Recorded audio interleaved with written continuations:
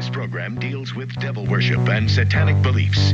It contains explicit scenes and descriptions of violent crimes and rituals. Americans are asking, who attacked our country? You have declared a subliminal jihad against the United States. Can you tell us why? Everything pertaining to what's happening has never come to the surface. The world will never know the true facts of what occurred, my motives. And night fell on a different world. And Iblis is thinking, I should be getting this position, not Adam, and this guy is created from dirt. And how does the army feel about you being head of the Temple of Set? And the conspiracy theorists can say what they will, but I want you to give me power over Adam, and I want you to give me soldiers and minions and all of these things. The people have so much to gain and have such a material motive to put me in a position I'm in. We'll never let the true facts come above board to the world. And I want you to be able to give me the ability to whisper into the hearts of mankind. And who was the Grotto leader? Don't remember his name. You don't remember the name of a person who involved you in murder? Now these people are in very high positions, Jack. Yes.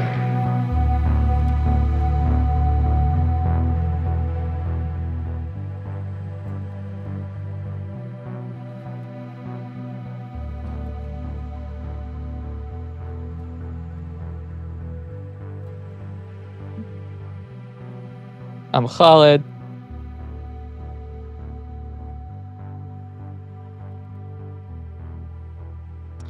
Yeah.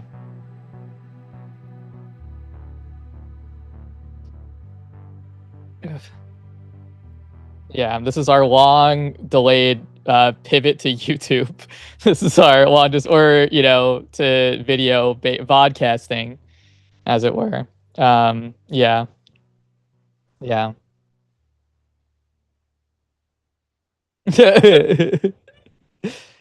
Oh, I guess Dimitri seems to have lost voice audio, so this is going great so far. He says he's gonna do something that's gonna fix it. Anyway, I'll just talk about this. Hopefully you'll figure it out in a second. But yeah, so I mean, I don't imagine that too many people listening to this episode will be unfamiliar with SJ, but in case you are, this is the 255th episode of our podcast. We have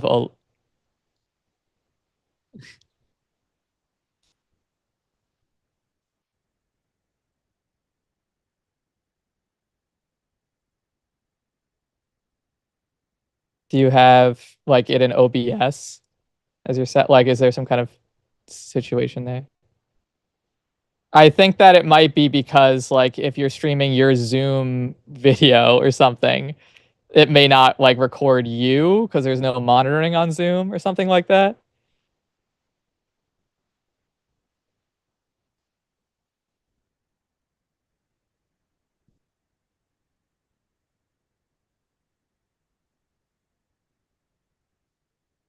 Yeah, how about this? Can people hear me now? I assume, yeah. It looks like I can, yeah. Okay, from Garage. I'm plugging from GarageBand, so I think that should work. Is that true? Yeah. I'm seeing. I forgot. I can hear Dimitri, so I'm not realizing that if anyone must be kind of weird me just listening to you. Doxystella says it's perfect now. Okay, totally nice. Hear us. Okay. All right. Okay, we got it. All right. So yeah, as we were saying, welcome back to Slow Jihad, episode no one heard that. 255. I'm your co-host Dimitri. As I said, I'm Khalid again. All right. Yeah. So now we are here. Yeah. See, live radio, teleprompter for you folks. We are live on YouTube today for the first time. As at a test. Public. Yeah. Mm-hmm. As that a test, yeah, the teleprompter free, yeah, we're riding by the seat of our pants, and we're this is the old days, it's the great wilderness, very appropriately for the topic of the episode, actually. I would agree. It's I'm having flashbacks now to just starting out and recording on Audacity and all the problems that we had and figuring everything out, But yeah, I'm getting nostalgic, but it's a big. We're doing exciting things here at SJ. We're trying to, build out into new spaces. Like I said, probably everyone who's listening to this is familiar with SJ, but in case anyone isn't, yeah, we have a whole podcast. You know, it's about a bunch of different things. You know, ontological ops, you know, occult history, deep politics. Those are the three things we usually say. Esoterica, I guess you could say. And for this episode, like, since it's the first one that we're like doing live, like, you know, we've done like live Q&As before. This is our first like kind of like live SJ episode. For this one, we wanted to do a topic that I feel like was like quintessentially SJ. In a way, like it's in a certain like category that we've explored like in the past, but I also feel like it touches on like topics that, you know, like every topic that every sort of undercurrent that is like core to the like the SJ vibe. You know, this is really on the bleeding edge of the topics that we cover, and I remember being almost a little bit nervous or like reticent, you know, in regards to like how is this going to be accepted, because I think, you know, our first Bigfoot 1, which anybody can find, I think under our cryptid UFO Jinn collection on patreon.com/liminal. Yeah. It is a free or episode. I think on Bigfoot SoundCloud 1. you can hear it. Yeah. Yeah, if you can manage to find it on SoundCloud, but I think the and you link should listen to that before this, because like we're gonna assume knowledge of Bigfoot 1 generally, I think. There's some ontological priors that are laid down in Bigfoot 1 that I think are very crucial, really for the whole show overall. Yeah, but, and there's a lot of what's one of my favorite all-time episodes, I guess, you know. So and there's like some like history and stuff that I feel like we'll be launching off of. Like, we're not gonna go so deep in like Tom Slick and stuff as we did on that episode, even though we might kind of pick up on some loose ends from Bigfoot 1. But anyway, yeah. But you know, I thought you know, because I think our first, you know, 30 odd episodes, we covered a variety of topics, but, you know, a lot of, as Chomsky would say, serious subjects in the parapolitical sphere, you know, about, you know, money laundering, drug running, child abuse networks, you know, Satanists in the United States Army, et cetera, et cetera. And I thought, oh, you know, I remember a time not that long ago when, before the great collapsing of sort of conspiracy ontology that we live in today, where if you were interested in kind of one sector of quote-unquote conspiracy theories, you felt a need to be careful to not jumble together maybe subjects from this field, the field of things like Bigfoot and cryptozoology, because that always had this kind of like funny, goofy cast to it of like not serious at all, right?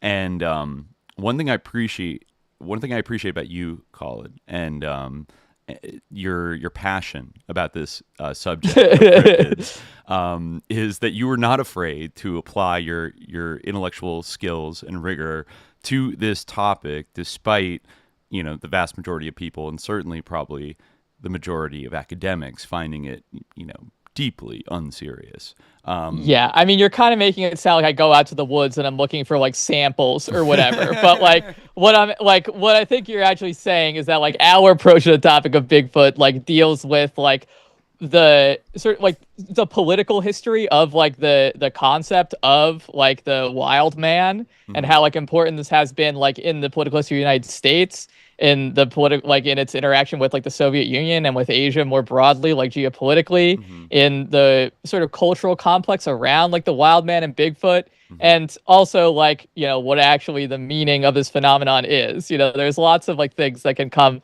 under that heading, you know, like and I think, you know, like, what are people in fact experiencing? You know, that's an interesting topic, but also like even the notion of you know, the notion that like, especially like something that we talked about a lot in the last Bigfoot episode, again, like Bigfoot, you know, it's not a thing unto itself. Bigfoot's named for like the North American like ape man, but also like, you know, you have the Yeti, which we talked about a lot in the past, and like the idea of in Bigfoot 1, and the idea of the Yeti like was incredibly like mobilizing for like U.S. intelligence, and also like its connections with like the you know, like the sort of university military intelligence complex, like in the aftermath of World War II, and like prior to that, like I learned a lot of interesting stuff about that for this episode, and I feel like that, you know, is a very interesting element, and how like this all like,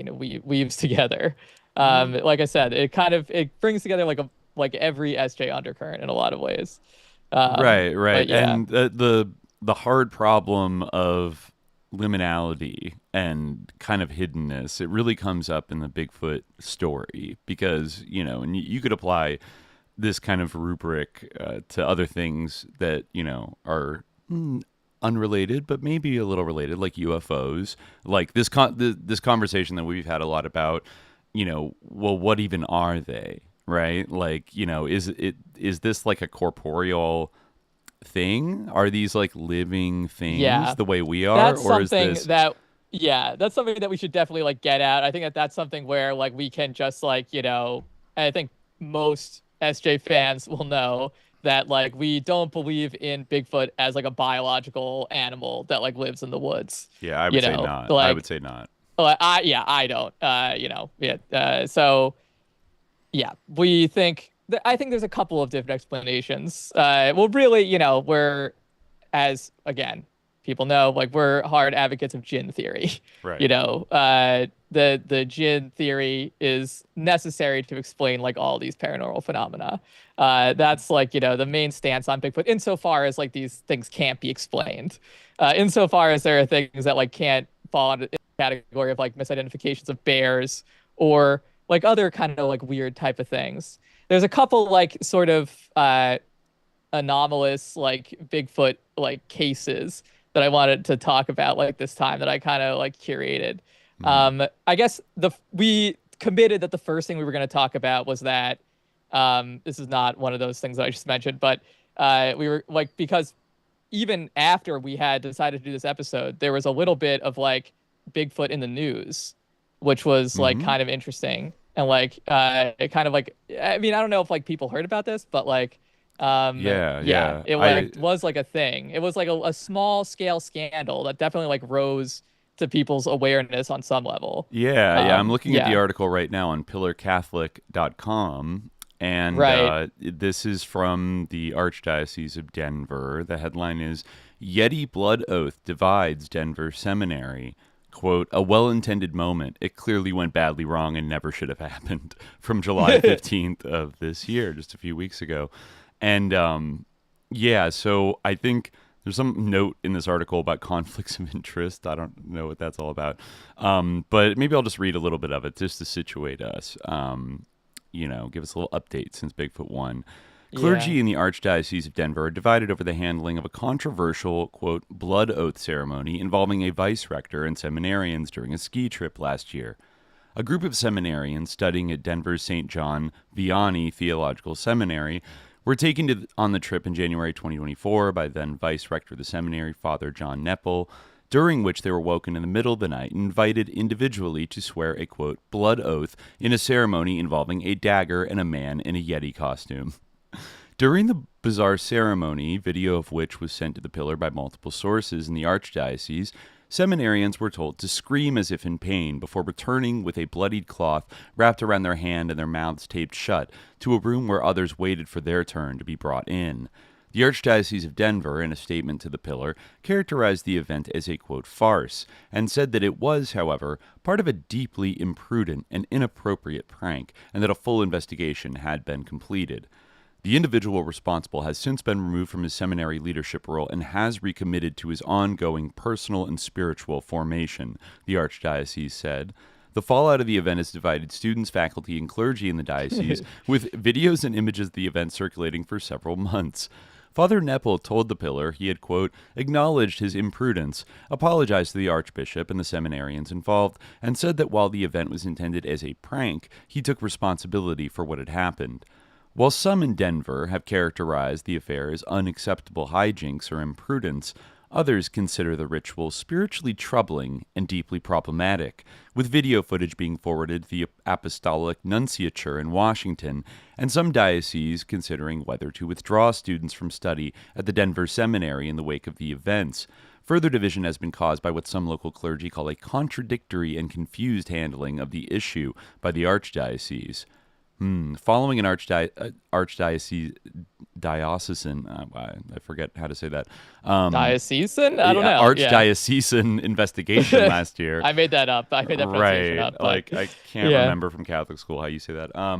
So the seminary rector was also removed from his position and replaced midway throughout the academic year. So, yeah, then they recap again. There's pictures here of the Yeti costume that's, a white bearded kind of Bigfoot.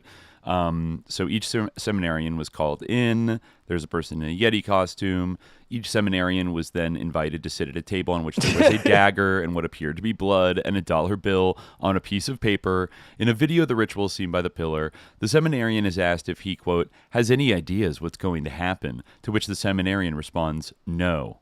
You're about to enter into a sacred tradition, he is told. Are you ready for it? The seminarian is also informed that people who come up here, and not everyone makes it, enter into the tradition.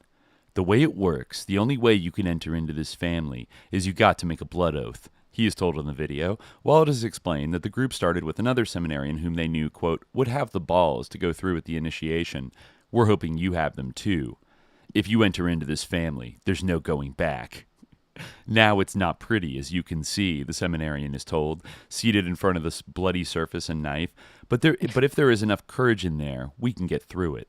At that point, the seminarian nods his assent, and Father Nepple can be seen leaning into the camera shot holding the dagger as the seminarian bares his left arm and places it on the table. This is going to hurt for a second. Ready? Father Nepple says before counting down from there, at which point a voice says, stop! There is another option. The seminarian is then told that, having already shown your bravery, the ritual and is it the Yeti saying this? I assume it must be.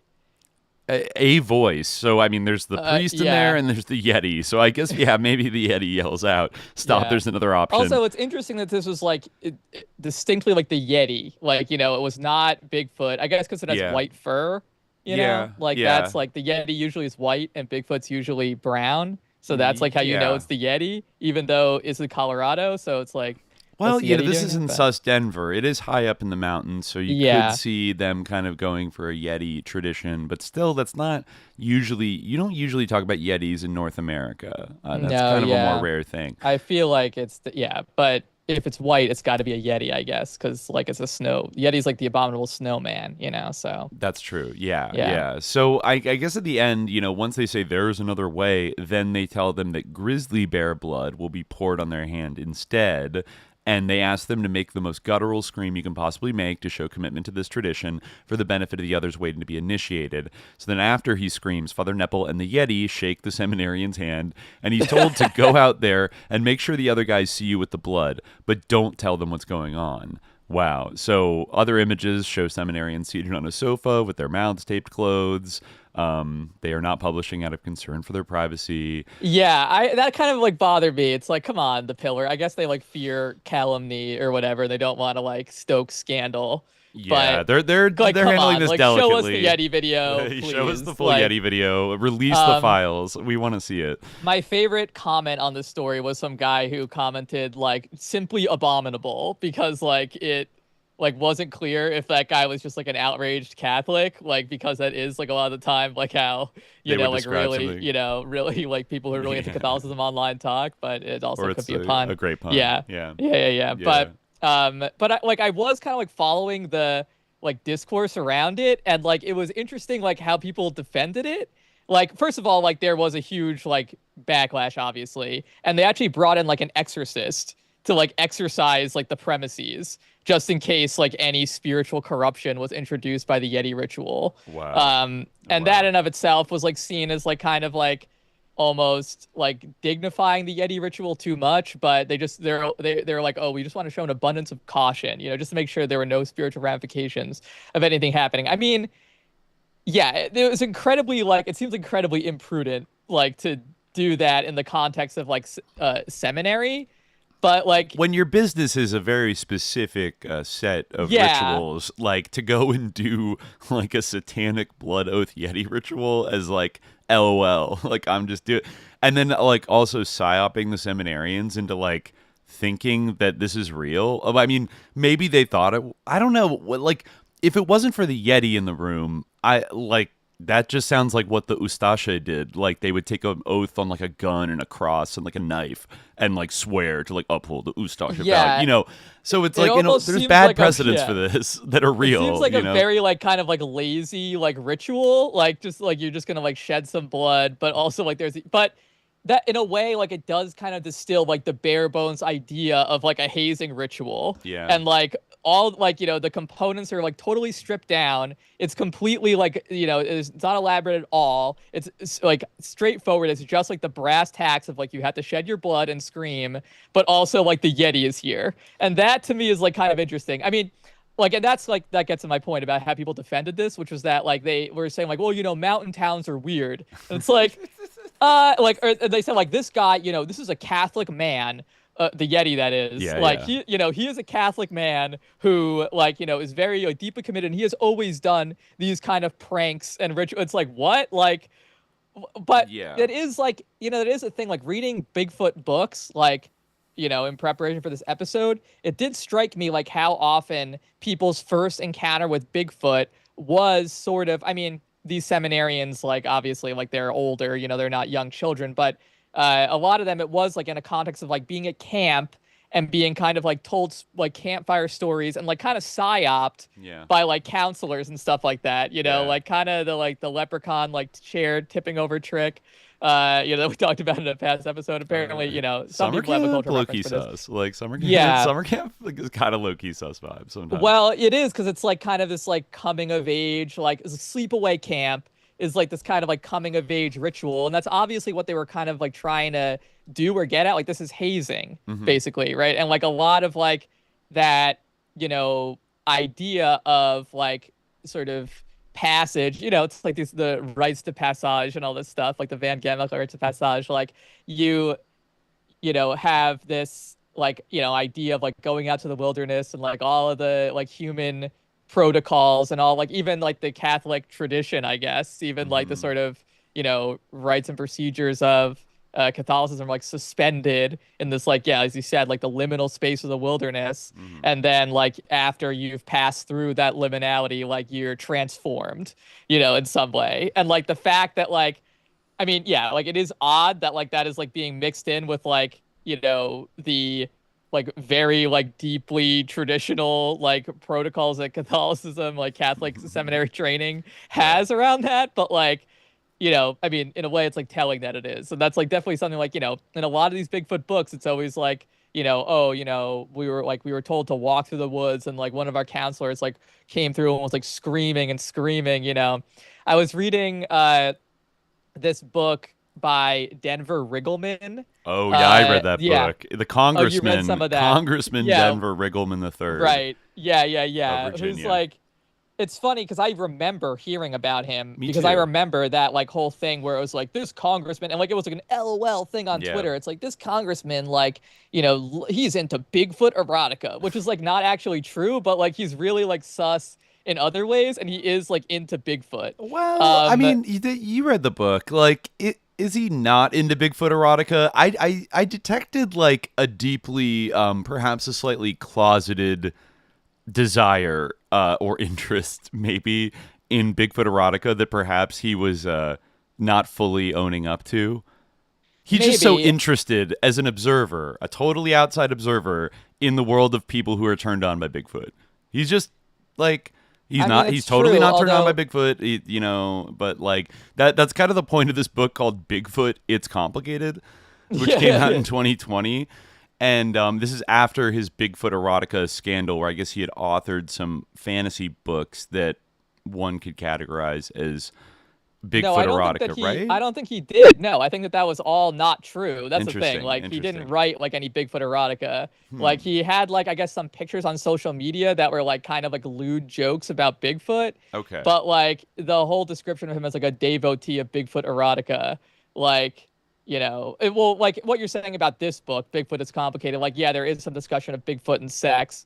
The only thing I would say about that is that, and this is not a defense of this guy who seems like a like kind of, I guess maybe you call him a ghoul in like many ways, you know, like former he's like he worked for the NSA, like for the DOD, I think too, right? Or like in like the NSA, and I think I don't know if he was he like describes properly in the himself as like military. a hunter of like deer and commies or whatever. Oh my God, like, yeah. No, you know what it was? Before he worked for the NSA, he was an Air Force intelligence officer, which immediately raises big red flags in these spaces because, you think about like Mirage Men and Richard Doty as... Yeah, all the Bigfoot people were like sussed out by him, or always like, tell us about Fort Lewis, which is like the Bigfoot like Area 51 basically, where like there's, but... Yeah. Also, a little says, I noticed on his bio on the back of the book that he did he got some graduate degrees in kind of like international relations, and like one of his areas of focus was like the dissolution of Yugoslavia and like the ethnic like conflicts that like led to its collapse. Like he like studied that a lot, but he never brings it up in the book as far as I could see. Yeah, it's all just about like Bigfoot people and how like they are like dumb to believe in Bigfoot. But I mean, I guess the only thing I would say is that like people like there is like a sort of sexual like complex around Bigfoot in general. Like one of the biggest like Bigfoot like tropes is that Bigfoot, and this like kind of goes back to the whole like what we were talking about in terms of like the Cold War era of like abominable snowman and like Bigfoot interest, which you talked about in Bigfoot 1, where like it's like, where like it has to do with human origins, right? And the concern about like the races and, where like humanity like comes from and like, what like to what extent are we animal, to what extent are we human, the blurry line between the two. And like one of the biggest tropes is like that Bigfoot, will come and like take like human women, like they'll like steal them and take them off into the woods to like, and that's like I think like a sort of like a folkloric thing too, like many like across the world like wild man myths, like the sort of fear of like sexual predation by whatever like creature, whatever it's called, these like hairy like giant apes, like hairy bipeds or whatever, like that's always an element of it. So like that's not like a new thing. And like it kind of does hang around like the idea of Bigfoot in a way. But yeah, definitely Bigfoot and sex does come up, and he doesn't like kind of, he doesn't like write about it as like someone who is trying to avoid a Bigfoot erotica scandal. Like, I guess. Just to drive the point home of the old beliefs, one of the sources that Riggleman cites in his book Bigfoot It's Complicated, I guess this is big in the the Bigfoot community, but the diary of Elkanah Walker, who's an American pioneer missionary in Washington State to the Spokane Indians. I guess he wrote in his diary, this is in 1840, quote, "Bear with me if I trouble you with a little of their superstitions," talking about the Native Americans. "They believe in a race of giants which inhabit a certain mountain off to the west of us. This mountain is covered with perpetual snow. They, the creatures, inhabit the snow peaks. They hunt and do all their work at night. They are men-stealers. They come to the people's lodges at night when the people are asleep and take them and put them under their skins and to their place of abode without even waking. Their track is 1.5 feet long. They steal salmon from Indian nets and eat them raw as the bears do. If the people are awake, they always know when they are coming very near by their strong smell that is most intolerable." It's a common thing with Bigfoot. "It is not uncommon for them to come in the night and give 3 whistles, and then the stones will begin to hit their houses." Another classic Bigfoot lore thing is they throw rocks. They love to throw and they rocks, also smell like rotten fish. Yeah. Yes. Yeah. And that's also like very like trans-cultural too. Like even like in Vietnam, I think that they're known as like the rock-throwing apes. Like they like. We talked about that in Bigfoot 1. The comrade apes that would like attack American patrols in Vietnam on like the Ho Chi Minh Trail. No, that's like apparently like a widely held thing among like veterans that they like insist that like they saw those like rock apes, and we were like apes did throw rocks at us, and like there's a whole connection there with like the Minnesota Iceman thing. Maybe we'll talk about that later, but and it all like it's very there's a lot like going on, but the reason why I brought up this guy was that like the reason why he's interested in Bigfoot, according to him, is that like when he was he was like growing up in West Virginia. It's a very like it's funny because like it has some of the tropes of like your like campaign book in a way, like because it's like kind of like shoring up his like, you know, credentials as like a veteran and like, you know, a down home fella who like loved his grandpappy. Used to go tracking with his peepaw, you know, out in the holler. Exactly. Yeah, exactly. Yeah. And he was walking with peepaw, and like, you know, it was like night started to fall. And then like suddenly they heard like this loud like crash, like, and it sounded like this huge thing was coming. And his grandpa, you know, who like was like this amazing like mountain man, like, you know, wilderness like expert, you know, who like was just a superhero basically, like still to the adult Denver Riggleman. It's like kind of how he describes him. He like goes down to like this like 10-year-old or whatever son at the time, and he's just like, run. And he's like, what? And he's like, run. Like, you know, they just like start like running back to the house, and then like, you know, he gets his like 30-30, and like he gives Denver Riggleman like a 22, and they just like stare out to the tree line, like waiting for like Sasquatch to like come for a long time. Yeah. And like that, I guess, you know, like was a formative experience for him. And like his grandfather never said like it's Bigfoot or whatever, but like later when he learned about what Bigfoot was, he determined that it was Bigfoot. And like he asked his grandfather about it, like in preparation for the book that he wrote like years later. And his grandfather said, like, I saw something mighty peculiar, you know, through the trees or whatever. And like he didn't like clarify what it was, but it's that weird kind of like, it's that, you know, weird kind of like cultic almost secrecy that like, you know, this is like a grandfather, like, you know, it's a wilderness outing with like son and like grandfather, you know, like the topoi of it, like are so, or like, you know, it's, yeah, like it has like all the sort of beats of like an initiation away, you know, and this is like a formative experience for like who he is, like, and it's like, you know, his grandfather, like he takes the big gun and he gives his, you know, his grandson the little gun, and like, you know, he's like treating him like a man, you know, for the first time because they had this like crazy experience together, you know, and that's like, yeah, and that I think like that's similar to like the way that the Yeti, like why are you dressed up in a Yeti costume? You know, like why are you doing that? Like it's similar to this idea, you know, and you do see it like, yeah, and like I remember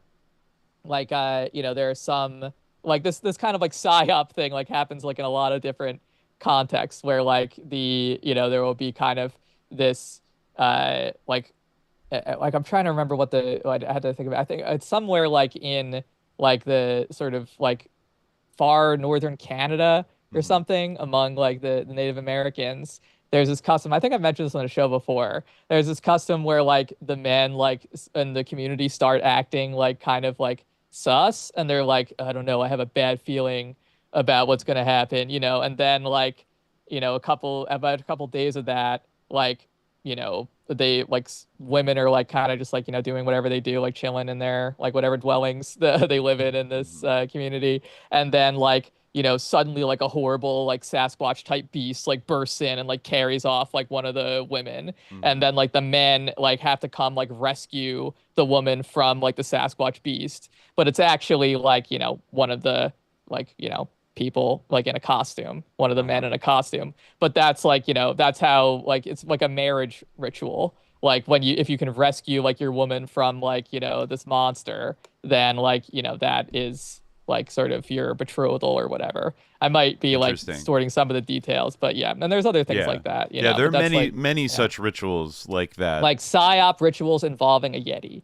right? You know, like where you like kind of like trick people, and the Yeti's involved somehow. Like, you have to, like the deception goes kind of hand in hand, in an almost Jinn-like way, you know. Yeah, I mean, like that's another like kind of theory about like Bigfoot that I came across like in this reading. Like I don't know if we ever mentioned it before, but like, you know, we talked about how like if there were like and this isn't even really adequate to like make it make sense, but if there were going to be like, you know, if there really were like a biological Bigfoot out there, the only way that it would make sense would be like if there was not only like a human cover up of Bigfoot by like, you know, agencies of government, but also if the Bigfoots themselves were like actively like covering up their existence. Right. But, like cremating themselves. They're dead like immediately like afterwards. Doing like taking extreme measures to like hide, you know, like with like extreme like organization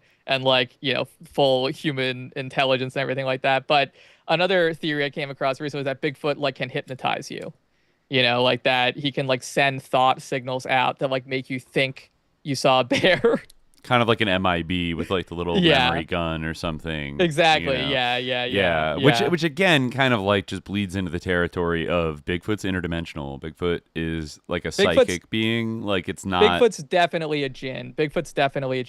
Like there's no question about it. It's the only thing that makes sense. It's the only real way to like reconcile all these paranormal phenomena and also like the nature of Bigfoot. But I mean, I guess that kind of brings me to something that I wanted to like follow up on. I think a lot of what we're talking about like kind of leads into this because last time we talked a little bit about like the sort of Mormon Bigfoot and like the idea that like it's I remember Jimmy, like when I brought this up to Jimmy, he was kind of like, yeah, like Mormons talk about that all the time. It's like, a favorite sort of Mormon story, the idea that Bigfoot is Cain and he's like kind of cursed to wander the earth for being the original murderer, And I don't think that we mentioned this last time, but I do remember talking about like that book by John Bowen, Muslims Through Discourse, which is like a little bit dated, but like a pretty good like ethnography. And so like, as good as those things are, like, I'm not like have like ethnography in the highest esteem, but that's a pretty good one. But like we talked a little about the figure of the old hunter that Bowen talks about like in that book is like kind of like a Bigfoot like figure. But I don't think that we talked about like the connection between like the old hunter and Cain that gets brought up like in this article, which is elaborating scriptures, Cain and Abel in Gaio Society. And this kind of like links that. It's very interesting because it deals with all this stuff. Like it deals with like sex. It deals with this idea of like siblingship, which is, like, and relates to those two, the connection between those two things. But like, the idea of like, these are like our forest brothers, which is like such like a topos of Bigfoot. But yeah, so where do I marked where I wanted to start here. Okay. Yeah. So, I guess I'll just start here. The theme of conflict between I'm going to read like a somewhat lengthy part, but the theme of conflict between two brothers figures prominently in the Gaio corpus. This sociological armature, like, quoting Levi Strauss, links many of the Gaio stories to each other. Casts a conflict among the children of Adam and Eve. It also links them to the broader Islamic tradition. In Gaio society, siblingship is the primary idiom for kingship, affinal ties, and intervillage relations. Gaio reckoned degrees of kin-relatedness by reference to a sibling pair, as a generational distance from a shared parent regardless of the gender or kin group affiliation of the linking relatives. Affinal ties are also referred to in sibling terms, as the source brother and his married-out sister, rather than as categories of wife-givers and wife-takers. Gaio also conceive of relations among the kin groups in a village, and sometimes also the relations among villagers in sibling terms. The prominence of siblingship as a code for relatedness also makes it the preeminent code for ambivalences. The departure of a sister in marriage, as the quote-unquote sold-off sister, is the sole occasion for legitimate ritual wailing, often replete with sisters' recriminations against the brother's willingness to let them go. Competition for resources may arouse reactions of mutual support or jealous struggle among siblings. The ambivalent feelings about siblings emerge in the content of tales, in which stories about brothers' attempts to deprive sisters of wealth are about as frequent as those about the tearful reunion of siblings. In Gaio origin stories, conflicts among siblings are a major force behind the breakup of communities and the dispersal of Gaio over the highlands. A pair of half-siblings, usually paternal, form a particularly crucial narrative element, representing a fateful line of cleavage in the society. The paradigm is contained in the Gaio origin story, which is told throughout the highlands. In that story, Ganali, again, I hope I'm pronouncing that right, but I don't know, the Gaio founder has a son in the old Gaio capital of Linge, and then, after death and rebirth, a second son in Ach. The two meet, and they fight until they realize that they are half-siblings. Their relation remains profoundly ambivalent thereafter. Though they share a father, the story emphasizes their opposition. The Linge son inherits his father's position as a Gaio ruler, but the Ach son inherits his father's spiritual powers. In his new kingdom, and his new kingdom soon dwarfs that of Linge. The narrative function of siblingship is of broader ethnographic significance than the Gaio case, especially in situations of conversion to Islam and Christianity, where the Cain and Abel story may facilitate the integration of local narrative traditions and world religious ones. Not only is the Cain and Abel story powerful in its capacity to condense problems and fears of fratricide, resource competition, racial hostility, and incest in a single narrative, but it also frequently resonates with local stories of sibling differentiation. A second related theme in the Gayo narratives concerns the dangers posed by improper marriages, especially those between close kin. Isak Gayo differ on how close the kin ties may be between potential spouses. Some consider second cousin marriage possible, though dangerous. Others consider fifth cousins, reckoned bilaterally, to be the closest proper partners. Any traceable tie may be cause for some alarm. The drift of one's religious teacher's son into the Communist Party was widely blamed on his marriage to a far distant relative. Gayo finds stories about inadvertent brother-sister incest to be particularly moving. In the popular Green Princess, for example, a girl discovers that her husband-to-be is her long-lost brother and, deeply shamed, throws herself into the nearby lake. Improper marriages also appear in the myth as a cause of social differences.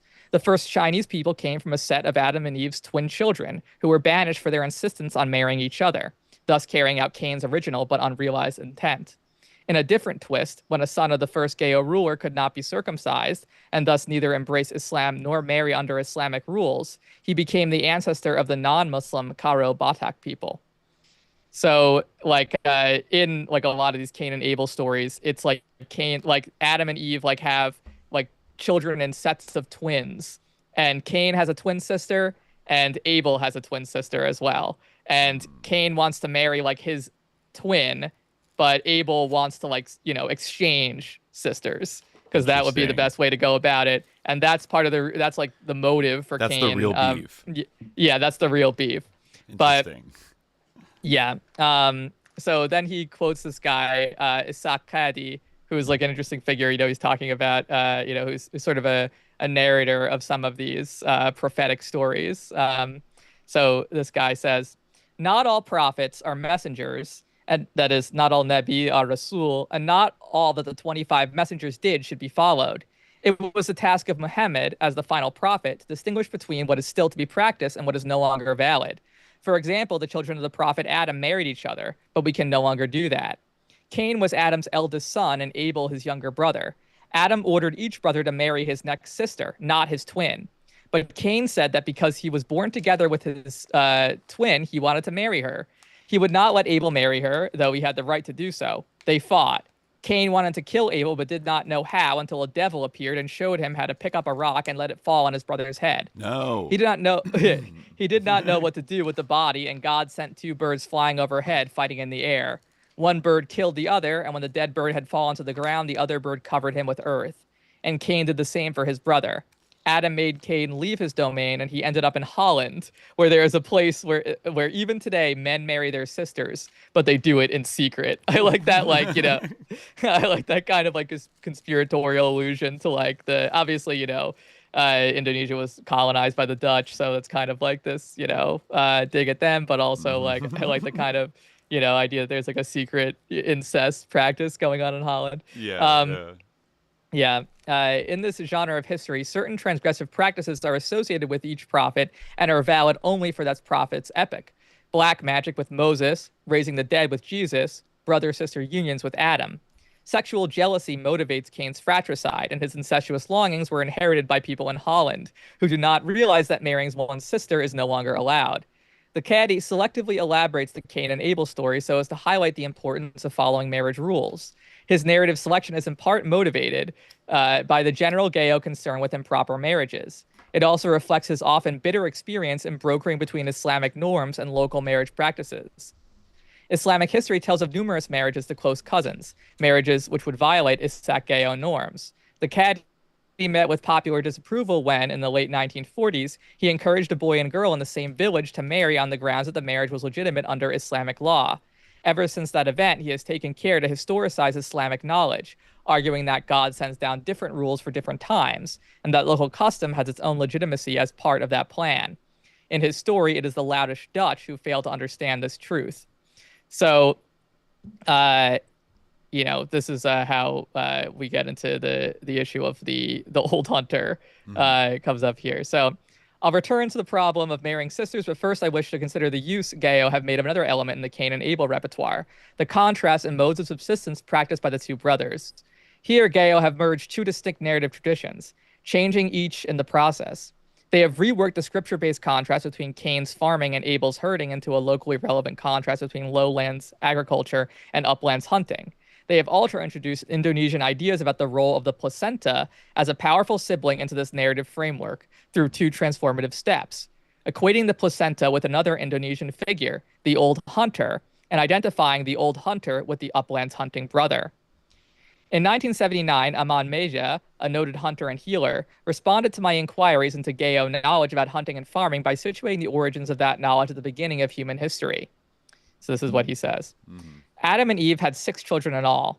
Their first child was a boy, but Eve delivered it after she and Adam had only been married a few months. Adam said that it was not his child, and Eve, ashamed, took him out into the forest where he grew up.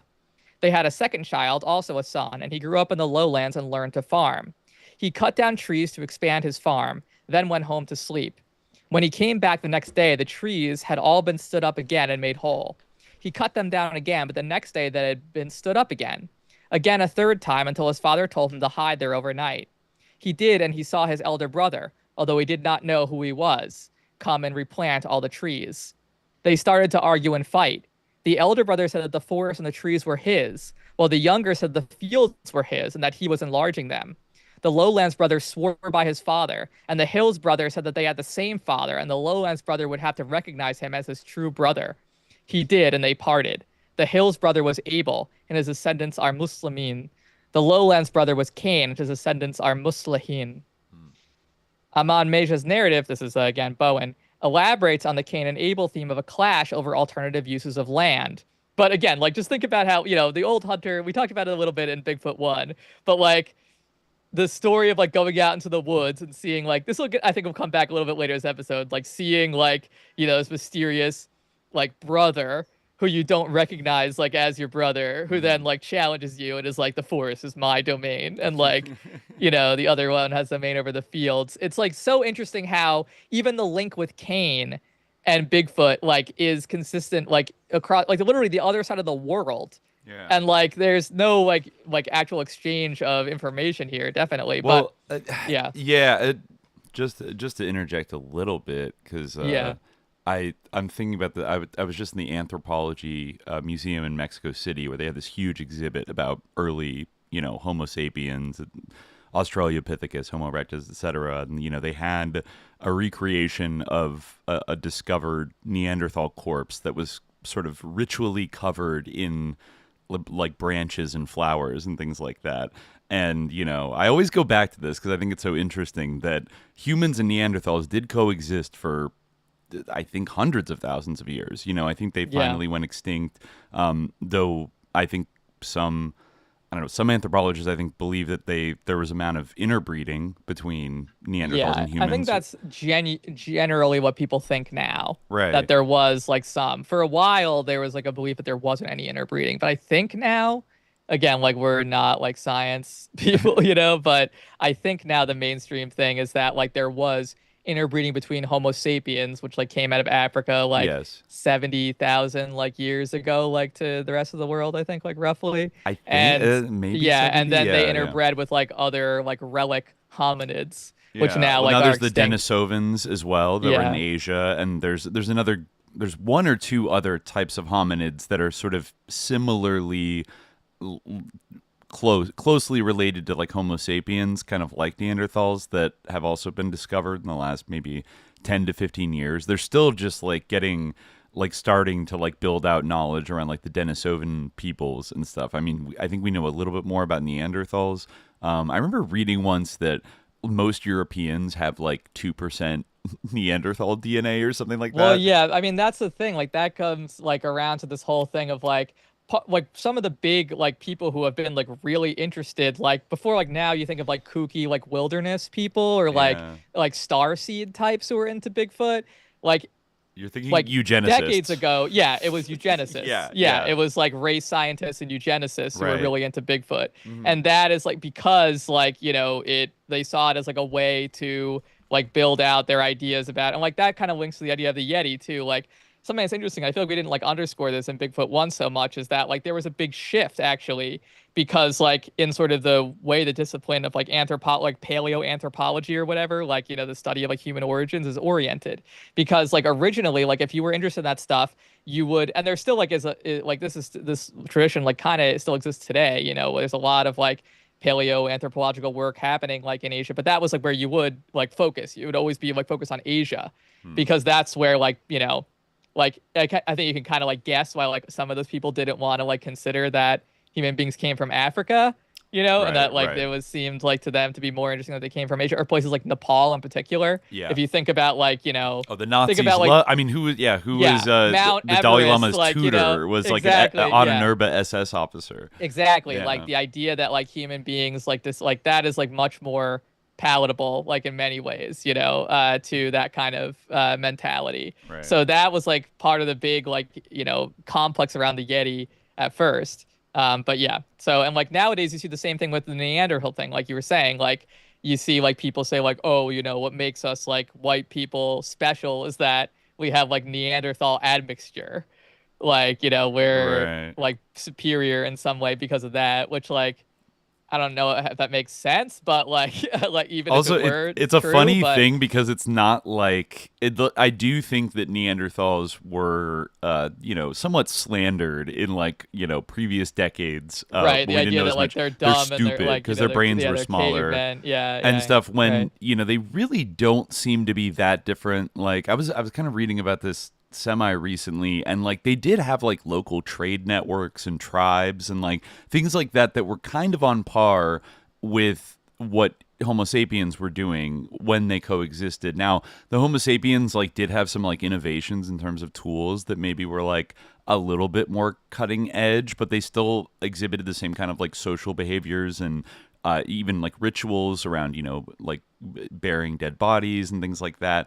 And, you know, people think it's like, oh, more of the probably environmental factors because Neanderthals were bigger, you know, that basically they didn't need as many calories to survive. So when the Ice Age, I guess, you know, sort of set in, the Homo sapiens were like better able to adapt. And then who knows, maybe some of them intermarried with, you know, Neanderthal tribes or whatever and absorbed them and et cetera, et cetera. But like their final point of like, you know, extinction was, I think, somewhere between like 30 and 40,000 years ago, which is like actually like humans have been around, like Homo sapiens were around for a while at that point. You know, like, you know, everyone talks about the population of like the Americas, right? And like going over the Bering Strait and everything. And I think what we always learned in school, like in the 90s and the 2000s was, oh, that happened like during the Ice Age, like 12,000 years ago. Well, now there's like tons of evidence that at least like 22,000 years ago is when people started coming over from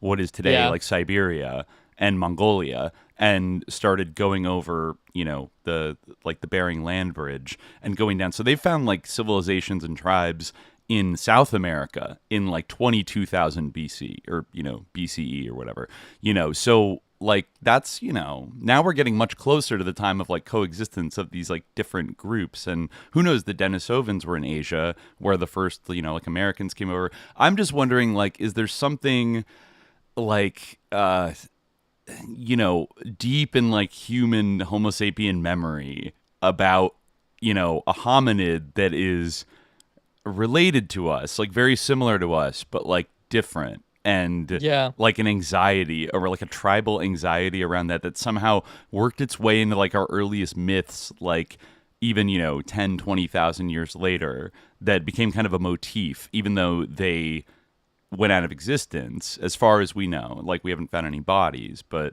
you know, maybe around 30,000 years ago. Yeah, that's what a lot of people like think. Like you see that in Bigfoot, like sort of the, like, you know, not the like super wacky ones, but the ones that are kind of like trying to understand like the sociological or like, you know, cultural meaning of Bigfoot, like, or why, you know, there are so many like giant ape or ape man stories.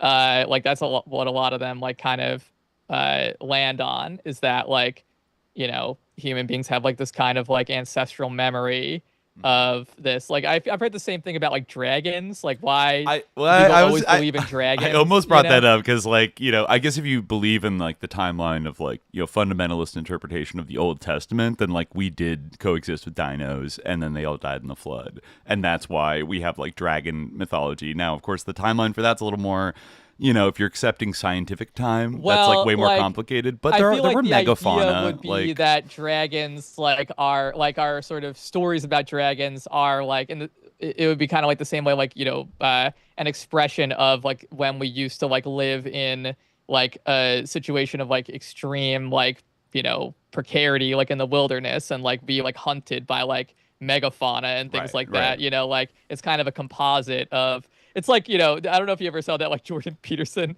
clip where he's talking about like how dragons exist with Richard Dawkins.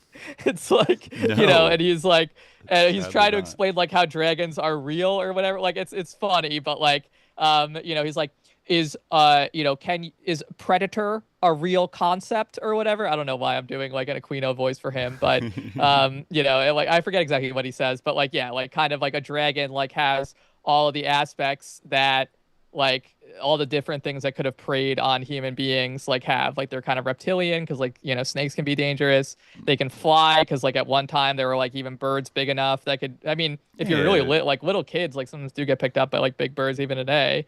And birds then are also, kind like, of, it's kind of like a they are big dinosaur descendants. Cat, yeah. We always think about, because of Jurassic Park Psyop that like they're all lizard-like, but then we found out that many dinosaurs had like dinosaurs feathery are just plumes. straight up birds. Yeah, they're just big like birds. That.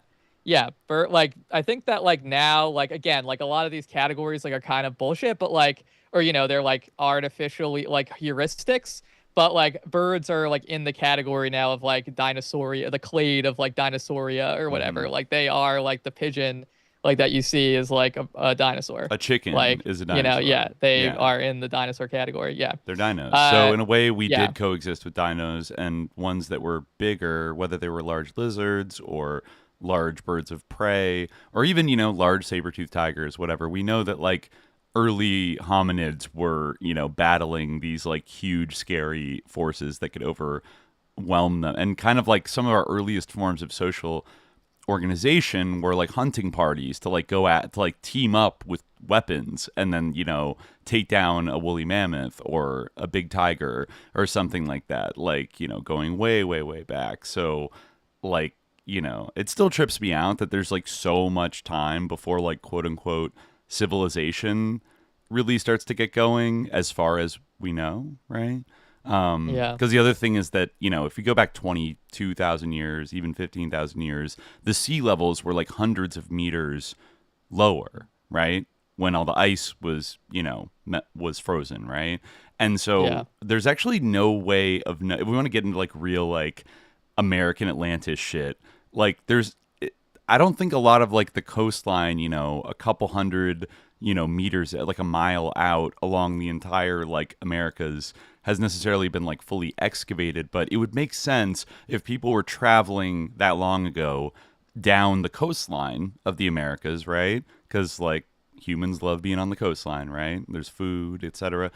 That, there could have been cities or like things that were more that we associate with like only, 10,000 BC, like no further than that. There might have been more advanced, civilizations that literally are just like underwater now. And like we, those could have been the biggest ones. Who knows? So there's just like, there's so much time that's like unaccounted for that we don't actually know like what kind of myths were being passed along, like what kind of like religious ideas were being developed. You can sort of start to see it in the caves in Europe, maybe, what is it, around like 30 to 40,000 years ago, with like cave paintings and like figural drawings that start to evident, like artistic objects start to be created around this time, in this like period. But then it's still like 20,000 years more before like cities, animal husbandry, like it kind of more advanced sedentary agriculture, like all these things. It is it's like mysterious. I don't know. There's no other way to describe it. Like we literally kind of don't know like what was, like who first had these ideas and like how did they spread and like blah blah blah, and like what else was, and some of this was happening while there were like Neanderthals running around. And I always wondered, is like that is that kind of the original sin of like, is this Cain and Abel thing in the Bible like a metaphor for how like humans like killed, I don't know. Well, I guess we're not supposed to be Cain. Like we're, ideally, but it is a story about humanity killing his brother. Also, we're not like descended from Cain, I guess, But no, there are some people who are supposed to be descended from Cain, right? Yeah. But they have the mark of Cain. Red-haired people. Yeah, if I'm not mistaken, like Cain does have descendants, right? Right. Like I don't really Yeah, he did have some. Like Enoch was descended from Cain. Yeah. So I think so. Yeah. Grendel was descended from Cain and Beowulf. But it doesn't mean, like this anxiety, like the early human tribes like wiped out the Neanderthals, and then they've had this kind of like the the anxiety of the genocidaire, like ever since, of like our hairier, bigger cousin is like gonna come out of the woods and like get revenge. It's like they know what you did last eon. Yeah, I know what you did last eon. I mean it's interesting. Like, I mean, I find it like this like Geo version of the story is interesting because like in this story, like the other child, it's kind of like the story of Lilith, like the idea that like Adam had an earlier wife who's like I was going to ask demons. who, like, why, when he accuses like her of like that's not my kid. It's like, aren't you the only two humans? Like, how does that work? There is like that like I think it's apocryphal mostly, but there's a story of Lilith, like Adam's first wife, who is like kind of like a Strix or a demonic. So it's implied that God became demonic later starts on, making more people out of mud, like Adam and Eve are the first, but then it's like implied he makes some more after that. Well, that's kind of like the interesting like thing of it. I mean, like it does also relate to the question of Jinn, which like Bigfoot, insofar as like they're unexplainable, insofar as Bigfoot is a thing and not just people like misidentifying a bear. Bigfoot definitely is. Like, but the like Jinn also like are kind of that like earlier creation. I remember there are some like Shia stories that like basically have the same problem of like marrying siblings. They say that like Allah created like Jinn like spouses for Cain and Abel. And I think even in one version, like Abel got like a Huri, like a sort of a woman of paradise, like one of the women who are native to paradise, like in the Quran. And Cain got like a Jinn or like an Ifrit, like a really bad Jinn or something, so that it's kind of like this weird idea, but yeah, like the idea of like Jinn are kind of like an older brother to us too, like in a way. And it is interesting how like in time those kind of like figures, those like wild men have that, like you said, that kind of characteristic like of like disguise, of hiddenness, and of like being kind of not like entirely like of this world, but still like extant in it, like having that kind of or not like entirely of the like material or empirical world. But let me finish reading this interesting part because this is a good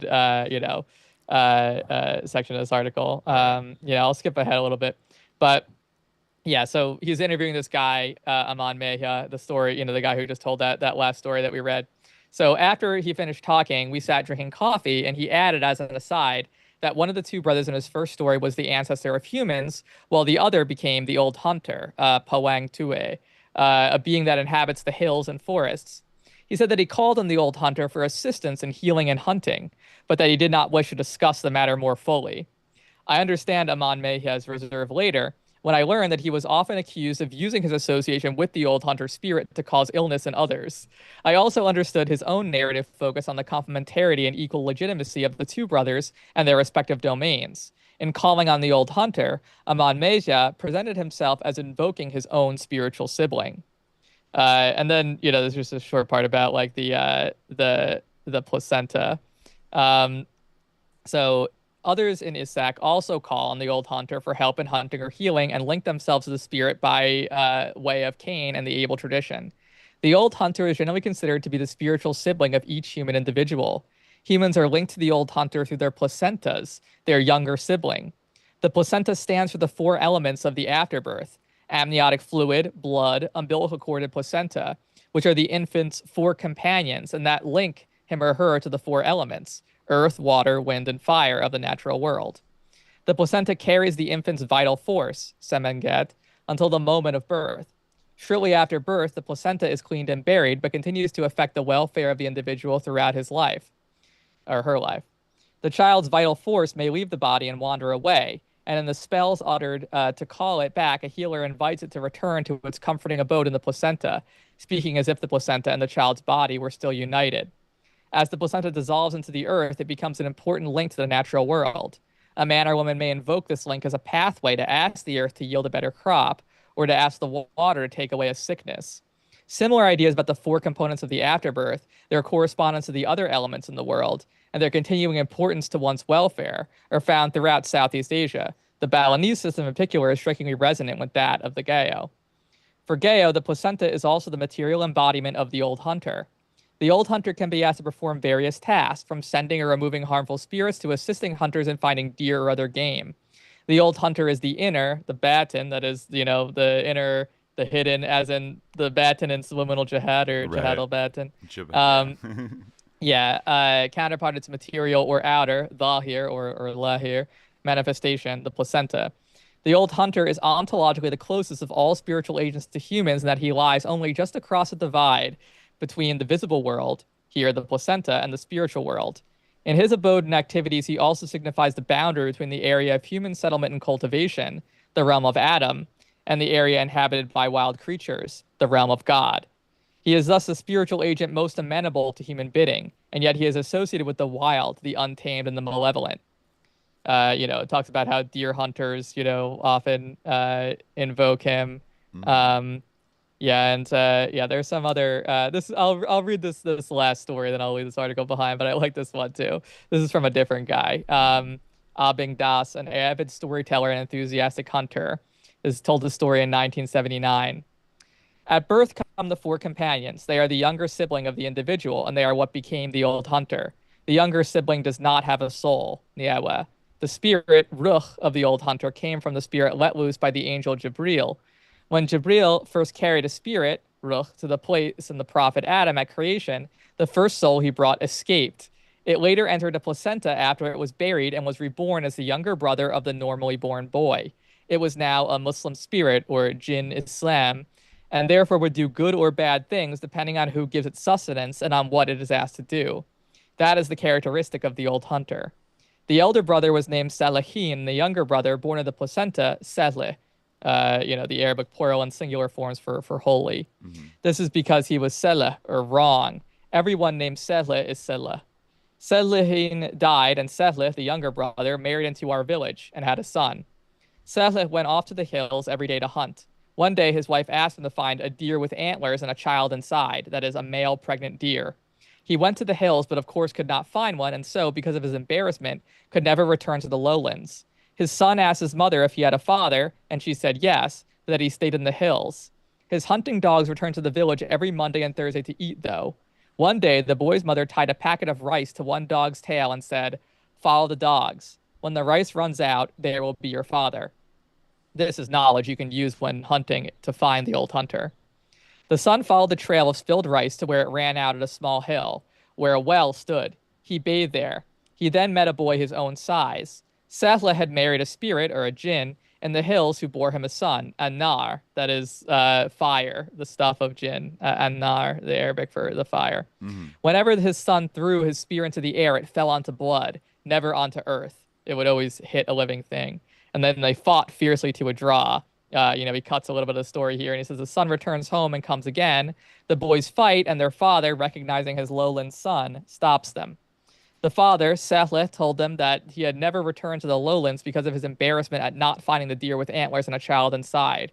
Each Mawlid season, that is the birth of the prophet, he tried to return, but his wife hung an old niyu, a three-cornered woven reed tray used to sift rice and dry meat, above their door. She, too, was embarrassed that he did not return. He feared the rice tray and could not re-enter his house. It is forbidden for any hunt leader to enter a house with a rice tray hung over the door. His knowledge and spells will not be effective if he does so. He then told the lowland son that he was the elder brother when in the lowlands, and the hills son that he was the elder brother when in the hills. Their statuses were different. The hills brother would always hit blood with his spear, and if he hit the lowlands brother, he would have to report to his father. Only he could remove the spear. Added the father, and if the hills son journeys to the lowlands son may not talk directly to him. The words must pass by way of me. The two sons traveled to the lowlands to have a ritual meal together. When the lowlands wife took up her rice tray to sift the husks out of the puffed rice, An-Nar became smaller in size and was embarrassed to enter the house. So she gave him the meal without completely preparing it. Unsifted puffed rice, an unshelled egg, uncut bananas. He returned to his abode in the hills with it. She then told her own son that, because it was the elder wife who had prepared the meal, whatever he requested his father would have to grant. pretty crazy. Mysterious. Yeah, very mysterious. Yeah. Yeah.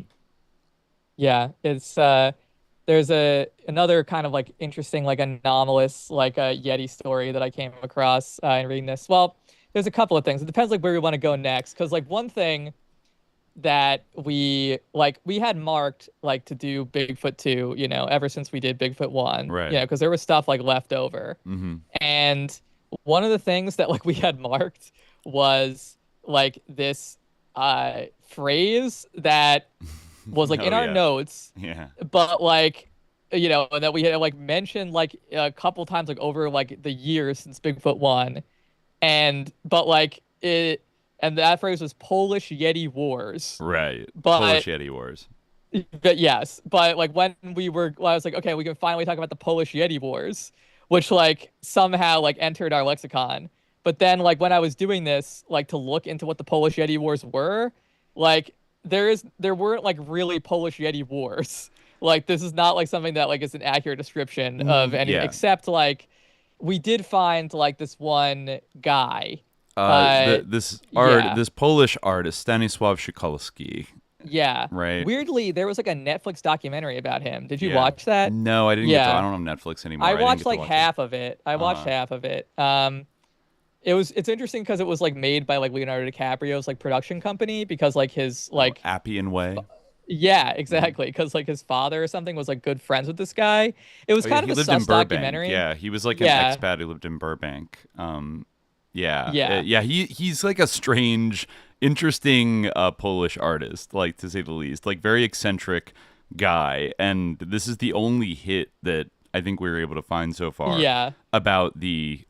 We had it in our notes, like we had like information about him in our notes about Polish Yeti Wars. I think that this became a thing because he was Polish, and like for him, like the war between humans and Yeti, or the sons of the Yeti, like the Yetisini, like maybe you know how to pronounce it, like the Yetisini, like how do you like? Yeah, if that's a Polish word, I guess it would be like Yetisini. Yeah. It's like Polish for like sons of the Yeti, and like basically he believed that like, there are like some people who like were basically Yetis, or like hybrids at least, with Yetis. And like those, like the battle between like true human beings, like pure humans, and Yetis was like definitive of like basically like, you know, the way Karl Marx, who according to this guy was a Yeti, said that like all struggle is class struggle. For him, like all struggle is was like human versus Yeti. No, I deeply want to know more. But unfortunately, like I guess he talked more about art than about the Eternal Yeti War that was going on, and there was just one article that mentioned this. I don't know if it was like in the documentary at all, but this article does talk about it. It was in a website called East by Bogna Konior, and it's actually a pretty just like interesting article in general called Poland, which is nowhere, the fifth dimension of Eurasian time, and it talks about like the liminality of Poland as kind of the east of the west and the west of the east, and you know, obviously it was partitioned and was not a country for like 150 years. You know, she notes that, you know, for Karl Marx saw the liberation of Poland from under the partitions as crucial to the global revolutionary goal of overthrowing military despots, etc. Now, I'll just read the little part here that mentions the Yeti War, because this article is actually no, this article is not as much about Szukalski per se, but it does mention him. So she says, it gives a little context to why he would say there's an eternal Yeti War, and they speak an ancient, like, Asiatic language that is now known as anyways, so she writes, unlike the colonies where societies were also forcibly civilized and underwent the Industrial Revolution while under occupation by foreign empires, Poland seemed to Westerners both other and familiar. It was the uncanny of Europe, the east of the West and the west of the East. Poland was like the uncomfortable feeling of someone else having been to your home while you were away. Something's not quite right. The Polish sense of separateness from Europe, which prevails to this day, only enforced this. Between the 16th and 18th centuries, one of the key mythologies of Eurasia was propagated by the Polish nobility, I believe the Szlachta, who, let's see, that noble Poles originated in the lost land of Sarmatia. The Sarmatians were an Iranian tribe that flourished between the 5th century BC to the 4th century AD, originating in the Eurasian steppe that has long connected Central and Eastern Europe to Asia. They eventually migrated westwards and were assimilated by the Proto-Slavic populations of Eastern Europe. Tales of the ancient Iranian kingdom of Sarmatia that supposedly gave birth to the Polish nobility centuries before the three empires partitioned their country gave legitimacy to the image of Poland as the quote, strange and savage East. Exotic legends, outrageous Oriental fashion, and fantastic customs made Poles seem alien all the while they belonged geographically to Europe. To cope with this uncanny sensation, in the 18th century, the Sarmatians were racialized, just like the colonized population. Saxon porcelain manufacturers in Meissen produced exotic collectible figures of Poles, Africans, Tatars, and monkeys. Nevertheless, blusterous as usual, the Polish aristocracy embraced this oriental image of themselves to justify their superiority over the Polish peasantry, which they perceived as being of a different ethnicity.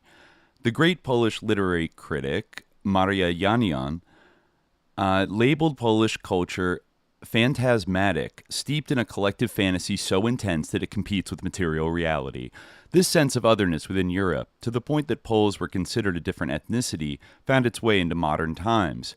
In the 20th century, one of the undeservedly forgotten Polish artists, the sculptor Stanisław Szukalski, believed that all of humanity was stuck in a post-deluge battle between humans and the descendants of Yeti, and that the primordial language of the world and of all humanity was Matsimowa, a rootless pre- and post-dividual language presently known as Polish, from which all other languages subsequently deviated.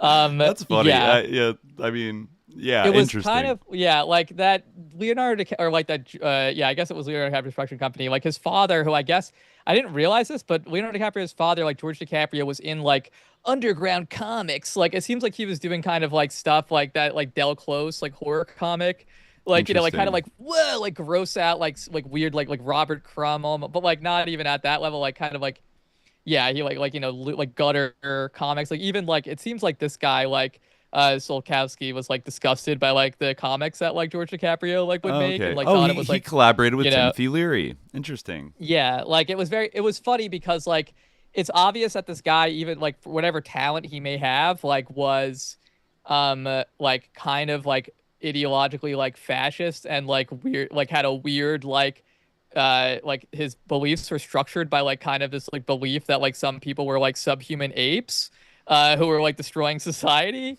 and like also was like, it seemed like, you know, he was definitely idiosyncratic, but like still I would say like on the whole like very bigoted and like, you know, not like kind of like a cool guy, you know, like right wing, you know, like not like kind of the same like political mentality that these like most of the people interviewed in the documentary had. But he was all these like, you know, LA like artists who be like, wow, he was like a true artist, man. He was like a great, like a cool guy. And it's like, are you listening to what this guy's saying? Like he's talking about how like, you know, like Charles Manson was a Yeti, and like, you know, like how like I'm just looking at the comic he published in 1979, Timothy Leary's Neurocomics. One cover is I'm gonna send you this in the chat. This is like or maybe I'll put maybe there's a Reddit thread about it, I guess. Let me see if I can show everybody the cover right now. Yeah, maybe I'll do it. I think I can do it on in Zoom. This is actually like it's too much. It's too much. All right, here we go. All right. This is Smile. Space migration, intelligence increase, and life extension for everyone. Greetings, fellow nervous systems. And it's like a disembodied brain and nervous system with like Mickey Mouse gloves on. Cool. Neurocomics has evolved from the recent transmissions of Dr. Timothy Leary as filtered through Pete Von Schally and George DiCaprio. Wow. This is Oh my god. Wow, yeah, this is very Reddit. Liminic Void. There we go. Sus Timothy Leary. I just bought an early 90s like Tresor like Berlin techno record in Mexico City just solely for this one track featuring Timothy Leary called From Psychedelics to Cybernetics. And it's like, call it, if I played it for you, it's literally like the sussest shit. Like, it's just Timothy Leary like saying things over like a breakbeat and just like, my job is to corrupt young people. Shit like that. And like he just goes, chaos. Wow. It's like, oh my God. And starts ranting about how the CIA like brought LSD to America, but it's awesome. And just like the most. Wow. He's so sus. Wow. So this says something. Leary is no stranger in Russia today. Psychology majors may have been introduced to him during psychodiagnostics class, pondering over Leary's test of interpersonal compatibility. Wait, how did that get into Russian psychology curriculum? Okay, that's what this comic book website says. Thought it was awesome, I guess. But anyway, I did find. It's okay. I did find like a little bit more information about like his Yeti beliefs in this one book, Strange Creations, which is like kind of about like different ideas of human origins. Okay. Who's the author of this? I can probably find the section I wanted to read from just by doing Control F Yeti. I can quickly go to it's by Donna Cossi. It's Aberrant Ideas of Human Origins from Ancient Astronauts to Aquatic Apes. That's a subtitle, titled Strange Creations, like I said. But so yeah, he so this is like a summary of his ideas. Szukalski's apes are not the gentle, vulnerable, near extinct cousins described by Diane Fossey in Gorillas in the Mist.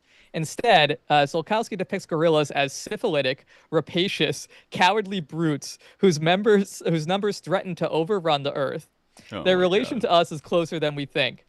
Due to our ignorance of our bastardly past, our inbreeding with the apes, we carry the capital B burden of capital H history, which is actually the struggle between humans and a-humans. The a-humans, however, because they are born in our own countries and communicate in our own languages, are not recognized and are taken to be Poles in Poland, Englishmen in England, Russians in Russia. The gigantic abdomen that gorillas have to keep filling all day long was inherited by their bastardly descendants, which physical trait has sublimated into avarice for everything in sight. What the fuck? Wow. Okay. This guy is on some next level. Yeah, it gets better, or worse. The history of our intimate connection with these monsters can be found in ancient artifacts from all over the world. For example, the Pans of Greek legend, who are depicted on Greek vases, are in fact a species of large apes that attacked human women and raped them. Szukalski notes that all the wart-nosed Greek philosophers, the pot-bellied waddling pygmoids, were actually descendants of such interspecies bastardy between humans and apes. I guess he's referring to like Socrates. It's weird because he believes that Nietzsche was a Yeti too, but that kind of like resembles like Nietzsche's like speculation. Every German philosopher with facial hair, I guess, is like Yeti coded to him. Yeah. Well, Karl Marx, Mao Zedong, Nietzsche, Bakunin, and Kropotkin were all Yeti. The anarchists specifically, interesting. Well, and Marx and Mao and Nietzsche. So really, the entire left. Anarchists too. Yeah.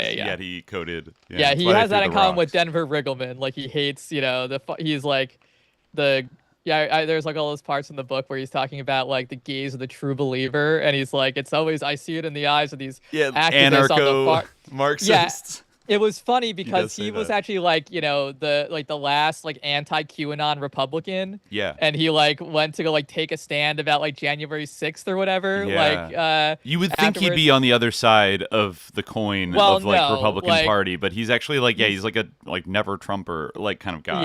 Yeah. Who hates conspiracy theories. Exactly. And like he clearly doesn't believe in Bigfoot, and he clearly like resents and sneers at like all the ignorant people who like do. Mm-hmm. But like he, and he basically says like, if you are like a Marxist or believe in communism, then you are like on the same level as like, these crazy Bigfoot people, which like maybe that's okay. No, but but anyway, like so anyway, this guy says going on or this I think this book is by a woman, but so apparently some of the female Yeti were enticing enough to attract human males who willingly copulated with them and produced man-ape offspring.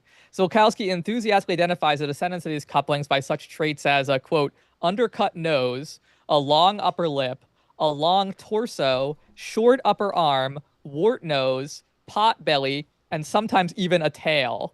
These bastards typically end up as dictators, political subversives, and communist agents in all nations. The history of mankind up to this moment is the enumeration of struggles caused by the elemental foes of mankind, the results of the rapes of human women by man-apes who, having been born among us and speaking our languages, are mistakenly taken for our own countrymen.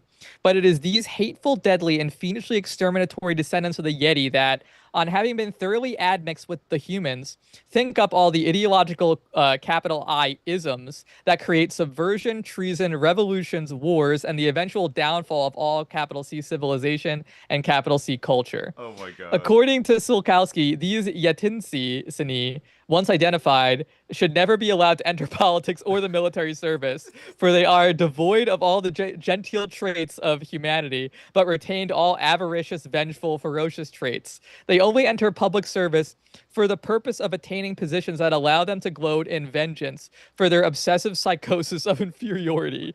And there they bide their time till they get a chance to exterminate handsome mankind by the millions. This is some 5D, like, one-shotted by Polish history race science right here. Like, this is some next level. He was one-shotted by Polish history. Like, like, I don't even know, like, how would you identify who's a Yeti and who's not? I guess through, like, blood tests. And then, like, at what percentage of Yeti do you have to be automatically evil? And, like, boorish and, like, a sicko. Like, because he seems like they're all interbred. But then I guess, like, this is like a one-drop rule for, like, people of Yeti ancestry being evil. It doesn't really make sense. Like, because, yeah, I guess it is a one-drop rule. Yeah, because, like, otherwise how could they, like, spread? You know, it's not like they only mate with other man-apes, right? At this point, because there's not, like, enough of them. So, like, and they hide among us. So, you know, how exactly does that work? Yeah.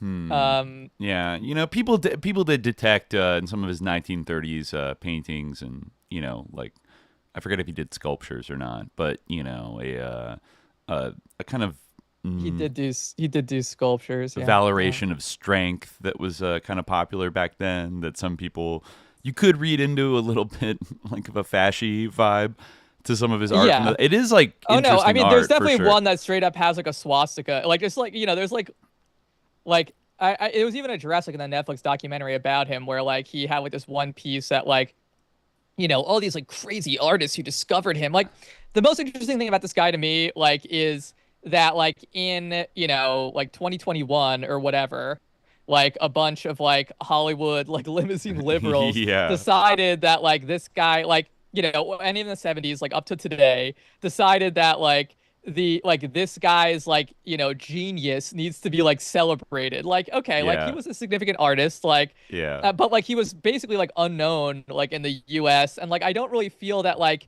his work is like so interesting or valuable that like he needs to be like lauded, like that like this myth of his genius needs to be built up. It was just like it's sus. Yeah, it's and sus.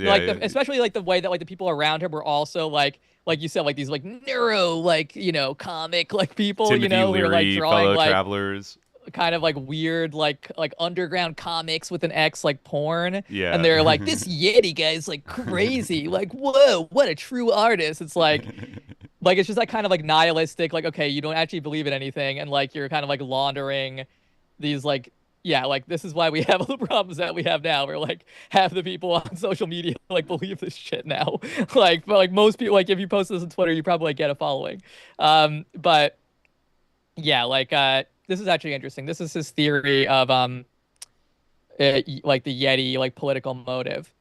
As frightfully inferiority obsessed males and females who never get beautiful human women and men into their beds, they persistently dream of the impossible. To endure their mental hardships, to develop extraordinary patience and such perfect imagination that almost anything they dream of, they are capable of contriving. Thus, patience and imagination, together with their animal vitality, make them capable to contribute miracles of inventions in every sphere of interest. They are the Nibelungs, the little pixies, the fairies of the legends of every country. Politically, they forever remain socialists and therefore potential communists, because it cannot forgive humankind its popularity with the opposite sex. Whoa. Wow. Yeah, there you go. It's like the Yeti is the eternal incel. The crafty, evil Yetinsini will always have advantage of the trusting human. The conspiring dwarves will build vast parasitic empires based on some silly ideology, a mere bait for gullible and kind-hearted mankind. The howling, chest-beating gorilla in the Yetinsin is perpetually pressed toward its biological preordainment, and probably things shall ever be so. It works overtime pounding on the pulpit of subversion, calling all the misfits of the world to unite against the hated humans. Truly a secret war that like nobody else knows is going on except him. Truly, wow. Yeah, it's weird though because he does say that like they are good at art, which is like the thing that like he did. So yeah, it's strange he also that, like, hates art. Like, he hates a lot. He would talk shit. I think he called he called Picasso like pick asshole or something like that. Like he talks shit about other artists all the time. Yeah, he basically hated all art except for his own. It seemed like pretty much. Yeah. Yeah. So yeah, that is like the substance of the Polish Yeti Wars thing that was in our workflow for the last 4 years or so. At least we got these weird sus Hollywood connection kind of rabbit hole out of it. Yeah, well, I was like, it is interesting, and like it's like it's an interesting like kind of like bubbling up of like Yeti stuff into like the popular consciousness. Right. Right. Yeah. I just found a weird article from this year, from July of this year, that Leonardo DiCaprio's dad could be headed to politics. And I guess, like, even though he voted for Kamala, he wants to be a bridge between the conservative movement and Hollywood. It's unclear, like, what he wants to run for, but I guess he, like, invited Leo to, like, a dinner and, like, pitched him on, like, you should fund, like, a presidential campaign. For him? For me. Yeah, for his own father? Yes, for George DiCaprio. Yes. Okay, yeah. Yes. Who I think is like in his 70s now. He's a boomer. What? Sounds all right, yeah. Yeah, unclear if Leo's going to support it, but I mean, it feels like Leo did, fund this. He did produce this documentary about his dad's crazy Polish friends. So. Maybe that was a compromise, so he didn't have to fund his like humiliating presidential campaign Weird where he tries campaign. to, which I guess was like he was gonna run as a conservative. It low-key sounds like he's like running as like a centrist, like conservative kind of guy, like a bridge between. I don't know. I mean, Leo's a big like climate change guy, so you would think he like wouldn't do that. He wouldn't be about that. It's got like your standard Hollywood politics, I would imagine. Like yeah, following Tim Leary's probably footsteps. With some like bizarre sus vanity campaign for maybe governor or something. This is on Radar Online. Is this the same thing, the Radar Online thing? Yeah, maybe originally. I'm reading it on Inquisitor. It's kind of a slop. It's actually the Radar Online one says that he's desperate to launch a politics career. Very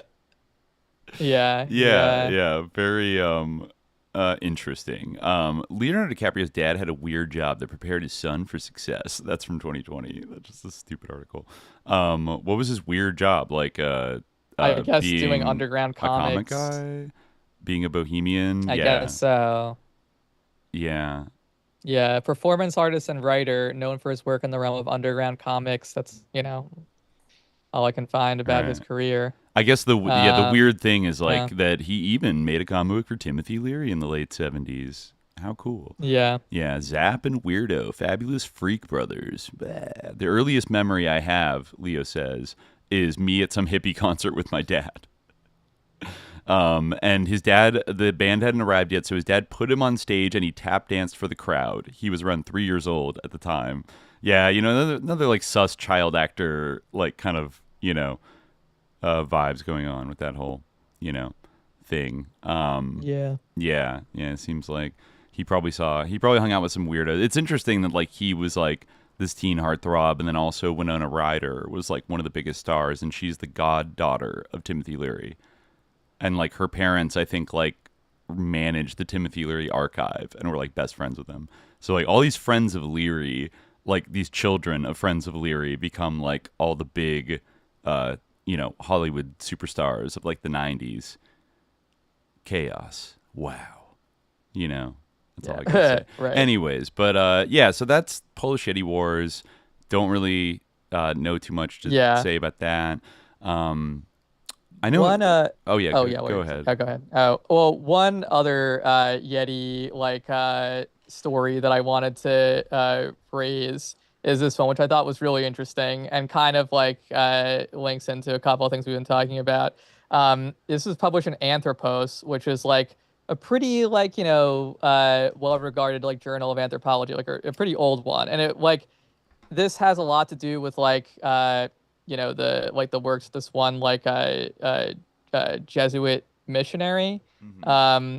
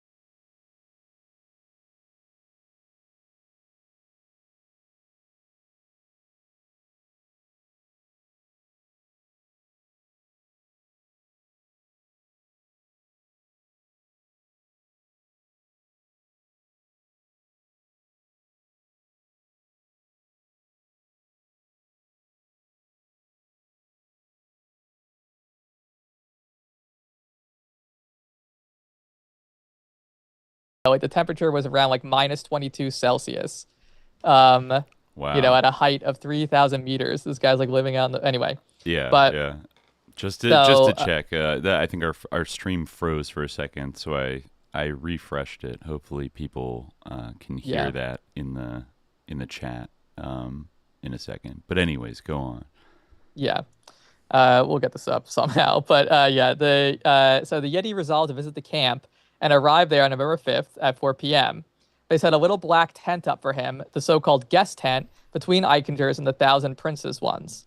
The Thousand Prince was the the leader of the nomads.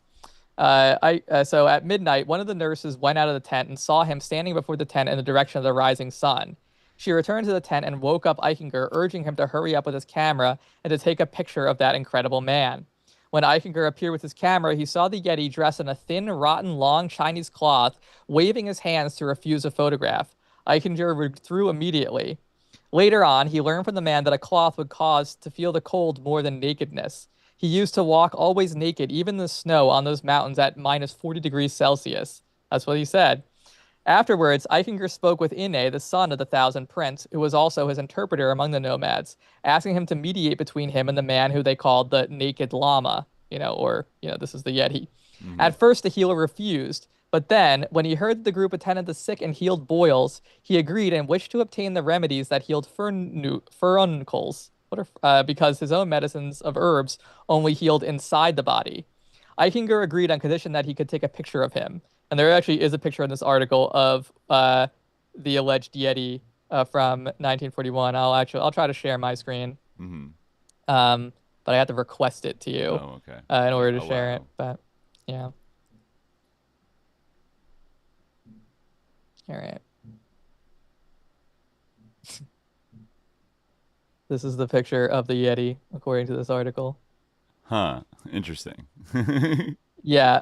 So he has his eyes closed because, that was one of his conditions for taking the photograph. He said that his eyes only exist to see the heaven and to grasp the glance of a suffering person. Interesting. Yeah. So this guy said he was a Yeti. Well, also the villager said that he was the Yeti. Okay. Interesting. He also doesn't appear necessarily to have, I guess maybe on his cheek you can see a little bit of maybe? I can't tell if it's a shadow or what. But allegedly he had hypertrichosis, which is when you kind of like those wolf, the dog face boy of P.T. Barnum fame, when you have kind of hair all over your face. Right. But he doesn't seem to have that here. So I don't know. Here he just seems like he was a mystic who was known as the Yeti and who would wander around naked all the time, even in extreme cold. But yeah, he talks a little bit more about his spiritual training. But yeah, his outward appearance was horrible. Indeed, it could frighten every person. Just want to underscore, this guy cured, according to this guy, who had, if you think about it, had every motive to not credit the abilities of this Yeti because he was a Christian missionary. Yeah. But he, claimed that his medicine was powerless and the Yeti was able to cure these children.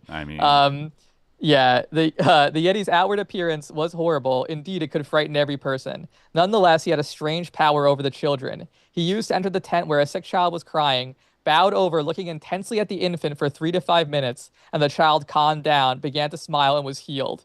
After Yeti's visit in the village, no child died ever since. As a child. Mm-hmm. That is a medical masterpiece, Eichinger commented, that we will probably never be able to explain. As stated above, Eichinger's diagnosis pointed to a strong irritation of the nervous system, a kind of encephalitis caused by a bacterium. The psychic energy of the Yeti's eyes may have succeeded to stop the convulsion. Eichinger was not able to investigate the disease in more detail because people refused all further medical examinations of the children after the successful healing. They were afraid the malignant spirits expelled by the Yeti would return to the children. Eichinger refuses completely the Western and communist Chinese theories that the Yeti may be the missing link between primates and hominids or an unknown animal species. He argues that the footprints and the remnants found in the mountains by natives and researchers were either of animal provenance or they were deliberately misinterpreted by locals. In Tibet, children are often born with congenital hypertrichosis, especially male babies, probably due to endogamy by cross-cousin marriages. Interesting how this keeps coming up. The genetic defect is hereditary and causes the continuation of the fetal langugo hair, frequently coupled with both tooth anomalies and facial deformations. The people consider these hairy children as being possessed by evil spirits. Well, we talked about this before in the intro.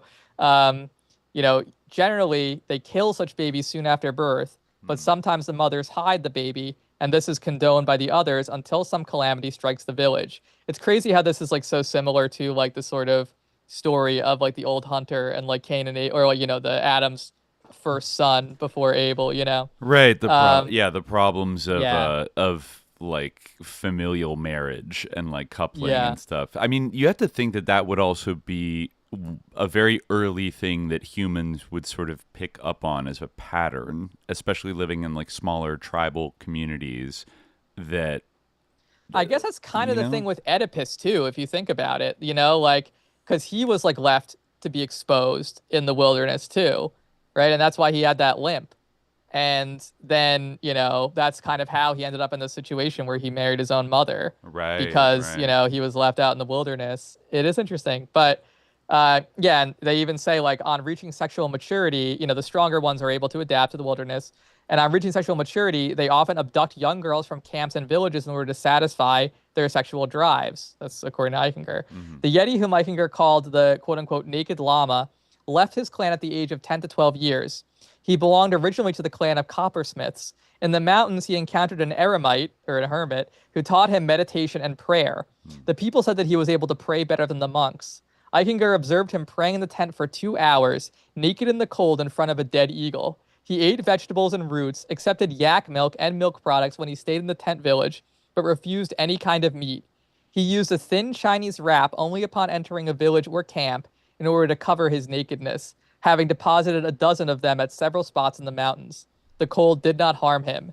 His skin was warm when Eichinger touched him. Supposedly, he knew how to influence the autonomic nervous system in a way that had totally closed the skin surface so that there was no thermal loss through osmosis at all. People did not dare to disturb him during his meditation. Every such attempt would bring his curse upon the intruder. Wow, this guy's a Psy warrior, for real. Yeah. That's crazy. Yeah. Yeah, I don't really know what to make of that. It's yeah. Well, it does, like, going back to the sort of the idea about, are there sort of like deeper instances, like, paradigmatic kind of experiences in like early human history that could map onto a kind of like Bigfoot, experience. Like, you could think of children that are born with like congenital deformities from inbreeding, who are left out, but maybe left out in a way that they're allowed to survive in the wilderness and kind of like grow up on kind of the periphery of a village or a community, and are in a way like, it sounds like this guy doesn't actually sound feral in the kind of classic sense of, like, he knew language, right? I mean, it seems like he was like discovered and taught, by like, and a hermit monastics, But if you think, like, if somebody was put out, I don't know, as like a small child or something and wasn't socialized, and there's the whole raised by wolves thing. I mean, even Romulus and Remus, that kind of involves like feral children that were like raised by wolves in that kind of myth, right? You can kind of see like, that's kind of, and then there's like a weird, like, we can't talk about this aspect to all of it. And so it has to be kind of like not openly discussed, and like becomes this kind of like taboo thing within a community or a tribe or whatever. And, who knows, maybe over time that kind of, that kind of myth or that thing kind of evolves. Like, it's interesting that they just like call him the Yeti, but he's obviously a guy who was born like in a village. You know what I mean? Like, it's not like he's like a lost hominid or something. Yeah, when you put together, like, I mean, it's possible that like they're like that group of nomads that this guy was with, like, they're not representative of what like people in like Nepal or like in the Himalayas like believe about, or Tibet like believe about the Yeti, but like the like in general, but like these people like kind of saw him as being like, and the Yeti as being like the same thing, or like they put him in the Yeti category. Right. You know, like I guess Yeti means like snowman, right, or something like. What exactly does Yeti? Well, mean? I was reading the Yeti Wikipedia, and apparently there was one linguist who did like a long-term study and pointed out that Yeti could be a corruption of the word meti. This is Dr. Makoto Nobuka, published the results of his 12-year linguistic study in 2003. And he postulated that Yeti is a corruption of the word meti, a regional dialect term for a bear. He claimed that ethnic Tibetans fear and worship the bear as a supernatural being, but his claims are subject to almost immediate criticism, and he was accused of linguistic carelessness. Dr. Raj Kumar Pandey, who has researched both Yetis and mountain languages, said, quote, "It is not enough to blame tales of the mysterious beast of the Himalayas on words that rhyme but mean different things." Interesting. Huh. Yeah. No, I had heard this before that like the word like metokangmi was like kangmi I guess means snowman.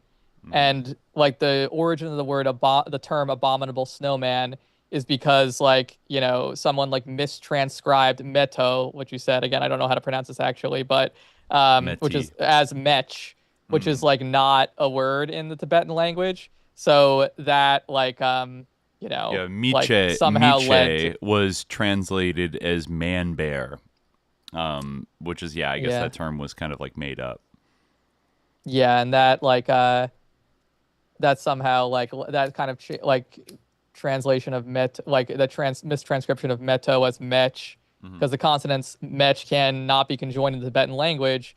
That like kind of led to maybe the abominable snowman thing, but Kangmi, I guess, does mean snowman. Kang which is Admi means snowman. But I don't know, like, what is the origin of like the term Yeti itself? Like, what, you know, where does Yeti come from? Well, like, I mean, it says that this is just the Wikipedia here, but they say the word Yeti is derived from the Tibetan.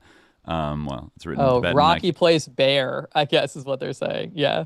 Yeah. So. Yeah, kind of, yeah. Tibetan lore describes three main varieties of Yeti: the Nyalmo, which has black fur and is the largest and fiercest, standing around 15 feet tall; the Chuti, which stands around 8 feet tall and lives 8 to 10,000 feet above sea level; and the Rengshim Bombo, which has reddish-brown fur and is only between 3 and 5 feet tall. Yeah, so, you know, there's other obviously related stuff. It mentions here the Chechuna in Russian folklore, who's said to dwell in Siberia, 6 to 7 feet tall, covered in dark hair. And, you know, the nomadic tribes in, like, Siberia have legends about a kind of Neanderthal-like man wearing pelts and bearing a white patch of fur on its forearms, who is said to occasionally consume human flesh, unlike their close cousins, the Almastis, who we talked about. I think we talked about that in Bigfoot 1, right? Yeah, we talked about Almasti, or Almasti, I guess. Yeah, the Almasti was allegedly shot by the Red Army during the war. Yes. And then the perpetrators were like murdered by like the local village or something like that. This is what this guy says in the article. The term Yeti derives probably from the Tibetan Gya dread rock bear and is a misspelling. The other words are Miche, man bear; Zute, Himalayan brown bear; Mete, small man-like animal; Migo, wild man. Oh, hey, that's like from Lovecraft. Like that's, you know, those like sort of bug creatures, which he, like, for whatever reason, gives that name. So I guess but Bun Manchi and Kang Admi, that is snowman.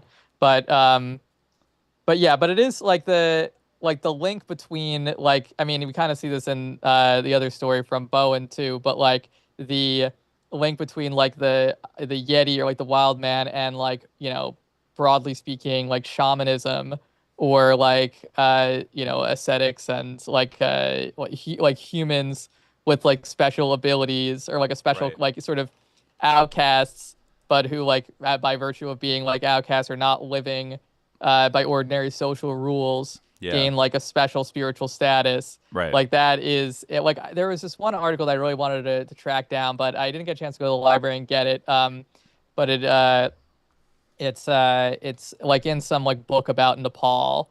It's by this guy who's done a lot of writing about like Nepalese religion, Larry G. Peters, I guess. It's called The Calling, the Yeti and the Bon Jankri in Nepali Shamanism.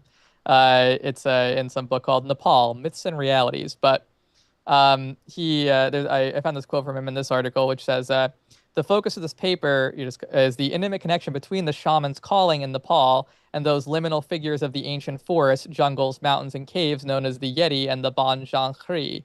These anomalous, or like Jungle Man, I guess. Mm-hmm. These anomalous characters have an overlapping cultural mythology. They are indigenous, believed to be spirits, but also current living vestiges of the ancient past, with a physical appearance and presence, who also manifest in dream and trance states. Thus, they coexist in two realities which interpenetrate and are not separated in Nepali consciousness. So, it's it's interesting how this connects, like, you know, even in the Gaio context, like when they call like Pawang Tuwe, the old hunter, like Pawang doesn't just mean like hunter. I think it also means like shaman, you know, but there's like a connection between these two things. I was reading this other book having to do with that in greater depth. It was like, what's the title of it? I'll just mention it because it was interesting. Miracles in Material Life by Terence Sevilla. But yeah, like, and you even kind of see that in like American Bigfoot lore too. Like Bigfoot is like, you know, like a starseed, or like he's like mystical in some way. Like he's a shaman basically. Like he lives on Mount Shasta, and like the he UFOs can teach you land how to there. meditate. Yeah, exactly. Yeah. I think the Bigfoot It's Complicated book recounts that there's like a very strange episode of the $6 Million Man that involves like a group of maybe, I don't know, archaeologists or something, or anthropologists that get kidnapped by some Bigfoots. And I think they're supposed to be around kind of like, not maybe Mount Shasta, actually. It's in California because earthquakes are involved. But then I think, Steve Austin, the $6 Million Man, and, you know, the main character is like getting like a fist fight with the Bigfoot, and he pulls off his arm, and it's actually a robot. And then like the Bigfoot grabs the robot arm and like runs away. And then it's like eventually revealed they meet aliens, and they like see UFOs, and they end up going in like a deep underground like UFO base where they meet an alien who explains to them that the Bigfoots are basically like robots that are a protection system for the secret underground like mountain UFO bases. So Bigfoots will patrol and kind of like scare and harass people that get too close to it. And then there's like something about how there's about to be like the big one is about to hit California in like 6 hours, and it's going to destroy all the cities on the coast. So they have to do a secret underground nuclear detonation to cause a smaller earthquake that will like absorb the energy from it so that it won't destroy all of California. And then like they do it, and then like they save California. And that's like, I'm like, that's a lot to put in like a 30-minute episode of TV. That sounds awesome. Yeah, no, it's pretty wild.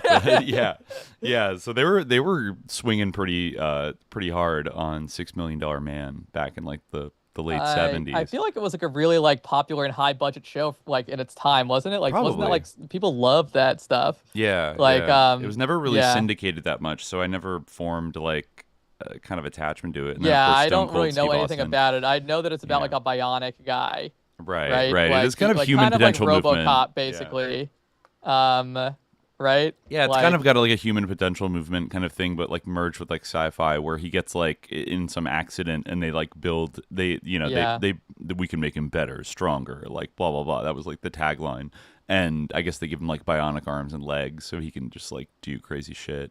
And that was one thing that he brought up, along with there's a funny book that he mentioned that his like Marine Corps friend was really into, where he told him like, hey man, like you gotta read this book about Bigfoot. And I guess the book was called Voyagers, the Sleeping Abductees by Ashayana Dean. And he said, this is Riggleman in his book, he said that like that in that book they reveal the real name of the Bigfoot is the Caven Telior. I'm not sure if that's supposed to be French or right, what. Yeah, Yeah. And I think he was like ranting, and that book's all about how like Bigfoot's a starseed and like he is a psychic figure, and like, and people can also like have a special destiny that like, psychically communicate with Bigfoot and all this other like, crazy kind of like Project Serpo, like kind of just like insane lore about, UFOs and like the Pleiadians, and like Bigfoot's just like connected to all of it, like naturally. And he was kind of mocking it in the book, but as we know, people go some very like spiritual starseed directions. With Bigfoot in the U.S. Before we go any further, I just wanted to like note there's one other hit of a Polish Yeti connection that I stumbled upon. I don't know if you're aware of this, but this is the story of Sławomir Rawicz, who was a Polish army lieutenant who was imprisoned by the NKVD during World War II, and like his story became kind of famous. He put out a book which was ghostwritten called The Long Walk, where he claimed that in 1941 he and 6 others escaped from a Siberian gulag and began a long journey south on foot, about 4,000 miles, supposedly traveling through the Gobi Desert, Tibet, and the Himalayas before finally reaching British India in the winter of 1942. This was actually, I think it was made into like a movie with Colin Farrell called The Way Back in 2010. And now... there are a couple of things that are interesting about this story. One is like the veracity of all of it, which in later decades have been questioned. Disputes over whether this guy is like actually did escape from a gulag, etc. But also in his book, he describes how the party, when they were going through the Himalayas, encountered 2 Yetis, and so I.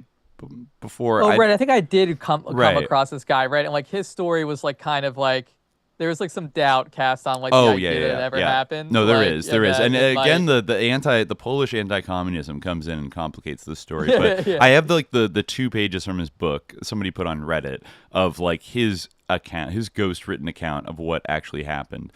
So let's see. All right. So in The Long Walk, page 258, he writes, "In all our wanderings through the Himalayan region, we encountered no other creatures than man, dogs, and sheep. It was with quickening interest, therefore, that in the early stages of our descent of this last mountain, Kolomenos drew our attention," I guess it's one of the guys, "Kolomenos drew our attention to 2 moving black specks against the snow about a quarter of a mile below us. We thought of animals and immediately of food. But as we set off down to investigate, we had no great hopes that they would await our arrival. The contours of the mountain temporarily hid them from view as we approached nearer, but when we halted on the edge of a bluff, we found they were still there, 12 feet or so below us and about 100 yards away. 2 points struck me immediately. They were enormous, and they walked on their hind legs. The picture is clear in my mind, fixed there indelibly by a solid 2 hours of observation. We just could not believe what we saw at first, so we stayed to watch. Somebody talked about dropping down to their level to get a close-up view. Zaro said, 'They look strong enough to eat us.' We stayed where we were. We weren't too sure of the unknown creatures which refused to run away at the approach of men. I set myself to estimating their height on the basis of my military training for artillery observation. They could not have been much less than 8 feet tall. Oh, giants. One was a few inches taller than the other, in the relation of the average man to the average woman. They were shuffling quietly round on a flattish shelf, which formed part of the obvious route for us to continue our descent. We thought that if we waited long enough, they would go away and leave the way clear for us. It was obvious they had seen us, and it was equally apparent they had no fear of us. The American said that eventually he was sure we should see them drop on all fours like bears, but they never did. Their faces I could not see in detail, but the heads were squarish, and the ears must lie close to the skull because there was no projection from the silhouette against the snow. The shoulders sloped sharply down to a powerful chest. The arms were long, and the wrists reached to the level of the knees. Seen in profile, the back of the head was a straight line from the crown to the shoulders. Quote, "like a damned Prussian," as Palachowicz put it. That's funny. We decided unanimously that we were examining a type of creature of which we had no previous experience in the wild, in zoos or in literature. It would have been easy to have seen them waddle off at a distance and dismiss them as either bear or big ape of the orangutan species. At close range, they defied facile description.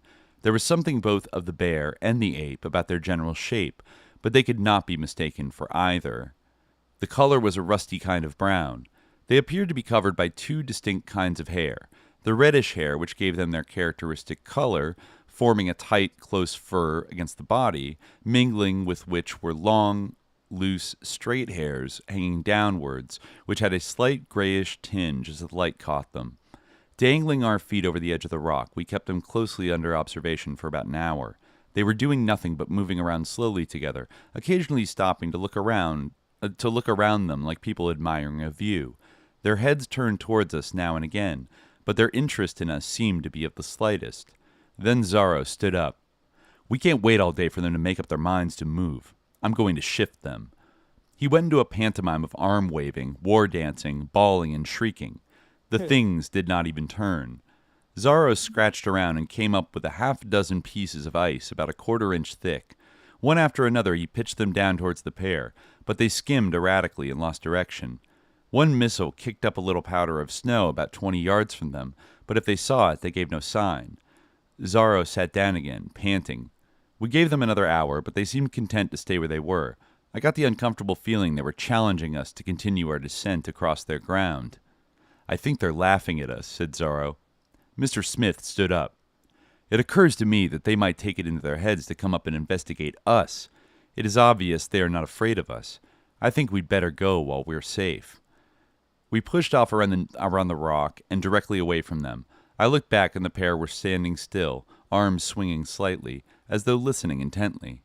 What were they?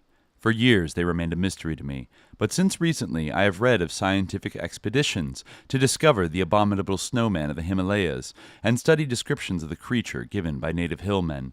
I believe that the five of us that day may have met two of the animals. If so, I think recent estimates of their height as about 5 feet is wrong. The creatures we saw must have been at least 7 feet. Wow.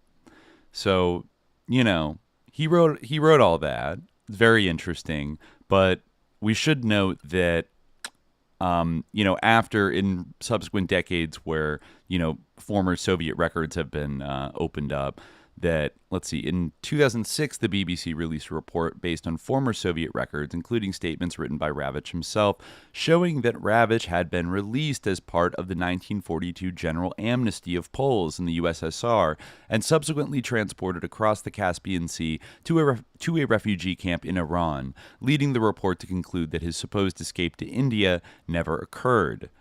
Now, in May 2009, Witold Glinski, a Polish World War II veteran living in the UK, came forward to claim that the story of Ravitch was true, but was actually an account of what happened to him, not Ravitch.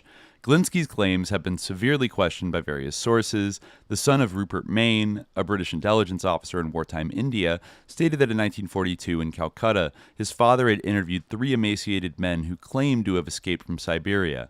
According to his son, Mayne always believed that their story was the same as that of the Long Walk, but telling the story decades later, his son could not remember their names or any details. Subsequent research failed to unearth confirmatory evidence for the story. There's a little more a note here from the BBC Radio. The missing link came through documents discovered by an American researcher, Linda Willis, in Polish and Russian archives. One, in Ravitch's own hand, described how he was released from the Gulag in 1942, apparently as part of a general amnesty for Polish soldiers. These are backed up by his amnesty document and a permit to travel to rejoin the Polish army. These papers make it almost impossible to believe that Ravitch escaped, unless there is a case of mistaken identity. However, the name and place and date of birth all match. The documents show that, this is interesting too for I got put in the Gulag. The documents also show that rather being imprisoned on trumped up charges, as he claimed, that he said they tortured him in the Lubyanka to say he was a spy, and then he had to do it because it was a show trial. So rather than that happening as he claimed, Ravitch was actually sent to the Gulag for killing an officer with the NKVD, the forerunner of the Soviet secret police, the KGB. So he murdered, allegedly, an NKVD officer. Which since he doesn't say that I was wrongly accused of murdering an NKVD officer, kind of makes his story a little bit sus, right? It's one thing to say, they trumped me up on this charge, but then the records show something totally different, maybe because he didn't have a good excuse for maybe because he did do that. You know what I mean? So then I'm not sure what, but this guy, like, up until 2010, Peter Weir directed like an adaptation of his amazing story and everything else. So, yeah. So, but, in subsequent times, they call a lot of it. But it's possible that he stole the story from somebody else, though the guy who accused him of that also seems to be somewhat questionable, Yeah.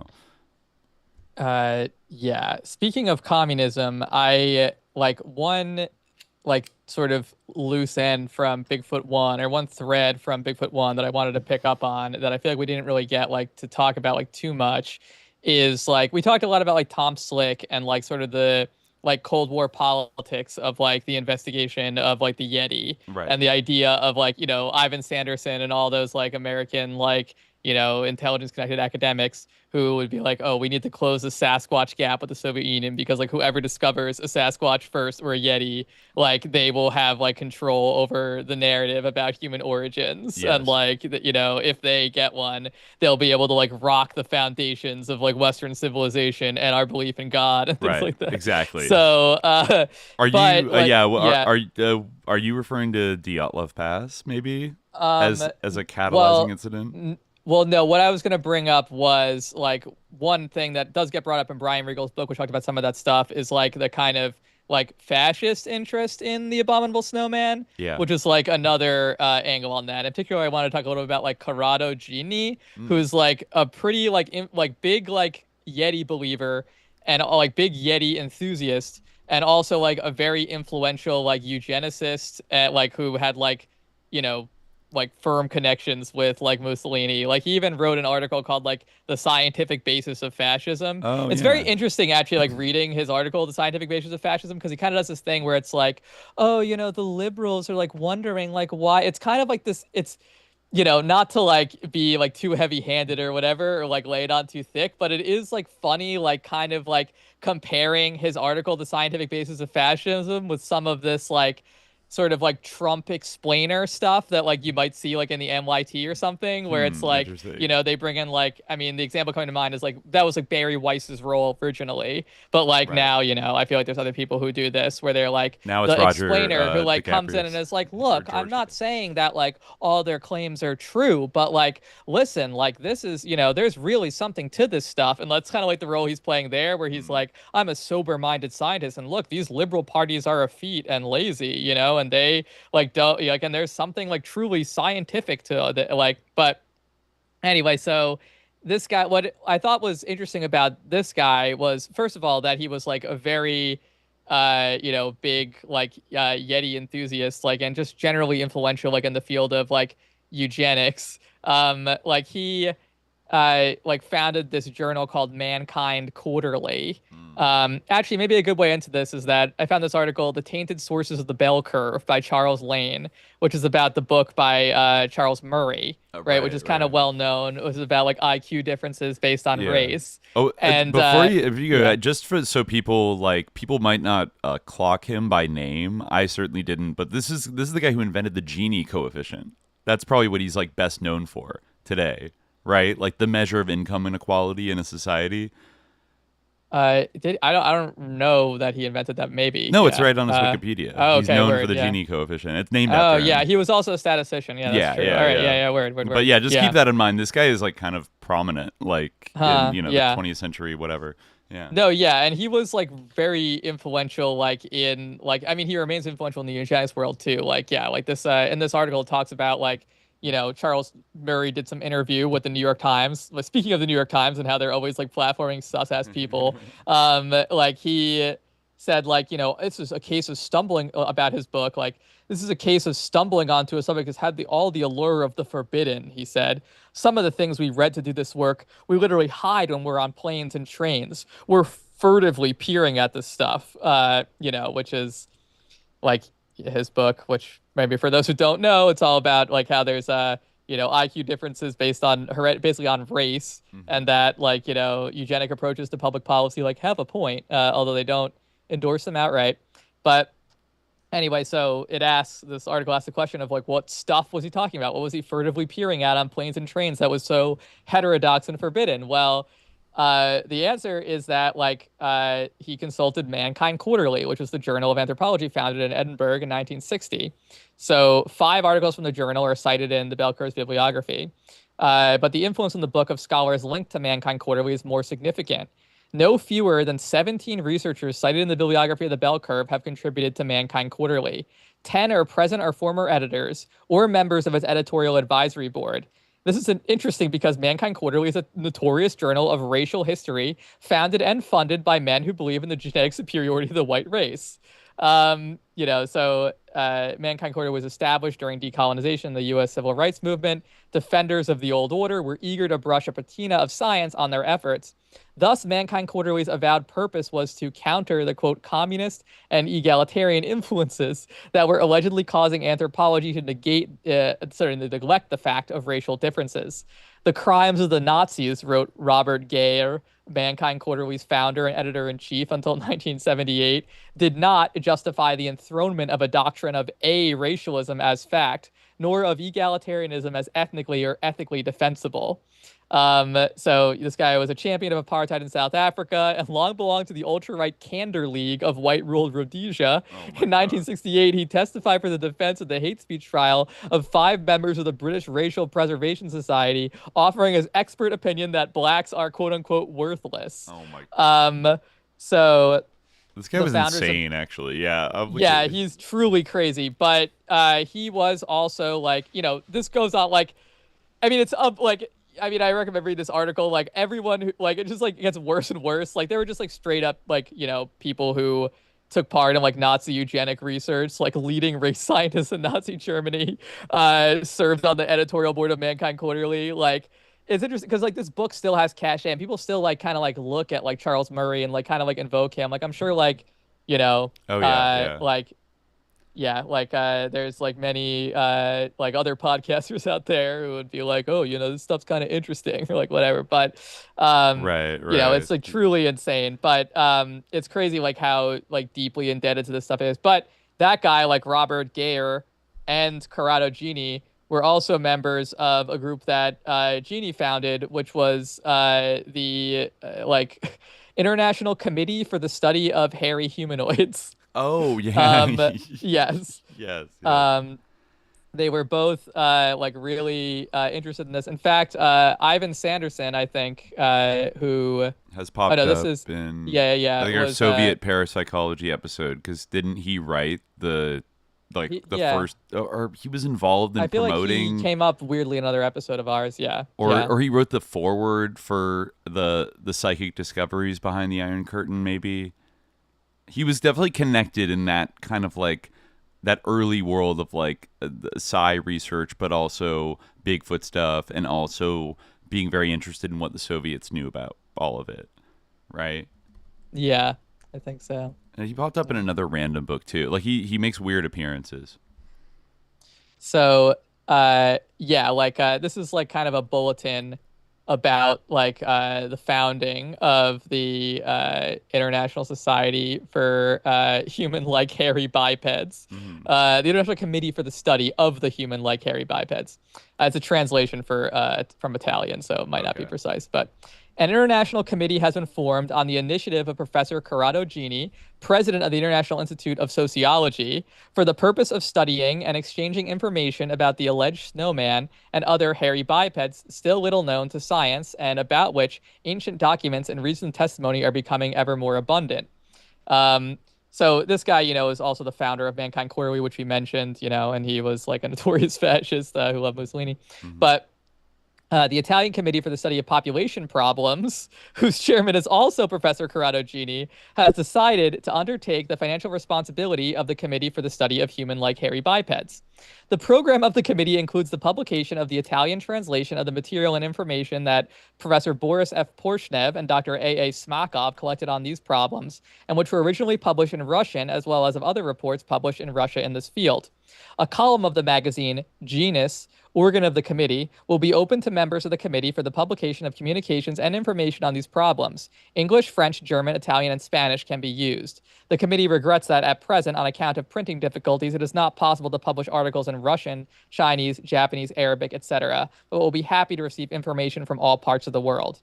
The present number of Genus will contain articles by the Russian academician, Professor Boris F. Porshnev, the American explorers Peter Byrne, a huge, Bigfoot guy who, recently died. It's like a juggernaut in the Bigfoot world, and Ivan T. Sanderson. Dr. Marka Burns of the Leeds University and the chairman of the committee, Professor Corrado Gini. It was a presupposition in the forming of the committee that the snowman and the other human-like hairy bipeds were subjects worthy of thorough scientific study. In proposing the committee, the prompter even felt that there is their matter, which is of greatest importance for the knowledge of the origin of man and the first stages of human society. But this does not necessarily imply that all the evidence concerning the different forms of hairy bipeds, which has been the subject of study, is worthy of belief. The committee then proposes not only to publish documentation and evidence in favor of the existence of these hairy bipeds, but also to submit the material to scientifically rigorous criticism. At present, the committee consists of 36 members belonging to 16 different countries, and names of whom are given below. Among them, there are patrons of science, professors, and explorers who have taken part in expeditions specially organized to locate the Himalayan snowman and the Californian hairy biped, alongside of anthropologists who have studied the earliest stages of homination, laboratory research workers who have examined the alleged parts of the organisms of the hairy bipeds in question, as well as experts on these questions who have met, coordinated, and interpreted the information that has come to their knowledge into systematic works. Blah, blah, blah. It goes on to talk about who it's open to. Skeptics as well as believers are welcome to join, blah, blah. Then it gives a list of who was involved in this. Okay, and it's, let's go. Well, first of all, Robert Gare, who we mentioned, editor of Mankind Quarterly, Corrado Gini, himself. And then we have some of John Napier, who at the anatomy department, Royal Free Hospital Medical School, he, I think, might come up a little bit later, but Peter Byrne, right? Ivan Sanderson, Tom Slick, of course. All these people who were basically founding Bigfoot and Yeti people are members of this organization. Yeah. Which along with I mean, I guess what's his name? Dylan Roof is the last Rhodesian, but Rhodesia's greatest soldier from. Oh yeah, and he credits himself as Dr. Robert Gare of Gare and Nig, which apparently is a made up Scottish genealogy that he had for himself. Just like a yeah, exactly. I was thinking that what is it with that? But you also mentioned Dr. Boris Porshnev, who actually I'm just looking a little into him right now. He's a really interesting figure because he was a Soviet historian who was pretty well established in a few different fields, but really focused a lot on prehistory and the origins of man. And he was known, I guess, as, along with Maria Jean Kaufman, they were regarded as the revered parents of Russian monster hunting.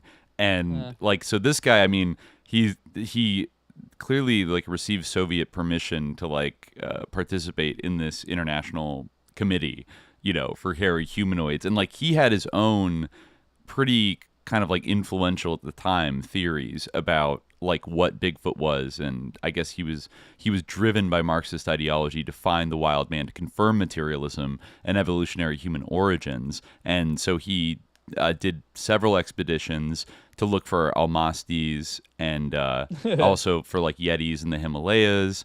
And so his take, which I guess was influential on Ivan Sanderson and others, was that the Almasties were a relict population of Neanderthals who had survived the Ice Age of the Pleistocene epoch. And but his expeditions were unsuccessful and his career declined, I guess, after he couldn't quite find it. But at the end of his career, I guess, let's see, in 1963, He was given permission by the Soviet Academy of Sciences to establish a commission to study the question of relict hominids, though it was later dissolved. But in 1963, he produced a book summarizing the evidence the commission had obtained and his views on Neanderthal survival, which is circulated in a limited number of copies. A copy of the book was obtained by the Center for Fortean Zoology and translated. So it was actually published just in 2021 with maps, illustrations, notes, and an index. So it sounds like, he was unsuccessful, but he really went hard on this theory that like a small number of Neanderthals had sort of survived in the wilderness in, Siberia and the Himalayas, places like that, up to the modern day. Of course, he was going for kind of a hard Marxist answer to the question, and I guess he was somewhat disappointed at the end of his life. But you can see that like, even the kind of this is like in the 50s and 60s, so pretty like heady years of Cold War mutual suspicion and competition and everything. And, even with this international committee, it's like full of kind of like intelligence agency, like sus lords and like fascist eugenicists. Like another guy on this list is Ralph Izzard, who was like kind of like the inspiration for James Bond. Oh. Like he was like a British like naval intelligence officer, and adventurer, who was like, I guess, really into the Yeti and the Abominable Snowman. But yeah, he apparently Casino Royale was based on a story that he heard. Ian Fleming. I guess his tour duty took place under the command of Ian Fleming. Interesting. And he a card game which he found himself playing poker against covert Nazi intelligence agents at a casino. Wow. But yeah, this guy was also like really into cryptozoology in general. And he was a member. And like really like Rene Dahinden, like another big Bigfoot guy. Like basically it's a who's who of John Green. It's like a who's who of Bigfoot people. Yeah, I found a Russian academic article that's talking about this magazine and Porshnev and everything. It lists all those guys. John Mapier, W.C. Osmond Hill, R.R. Rinchin, who wrote an article for Genus called "Almas Still Exist in Mongolia." Yeah, exactly. Yeah. Nice. Sample of Kumjung Yeti scalp. Search with the California Bigfoot. Hairy primitives or relic submen in South America. This is they were really kind of like swinging. The Ivan Sanderson published an article about the Minnesota Iceman. And Gini was all up involved in it. But I guess the organization mostly collapsed after Gini died in 1965.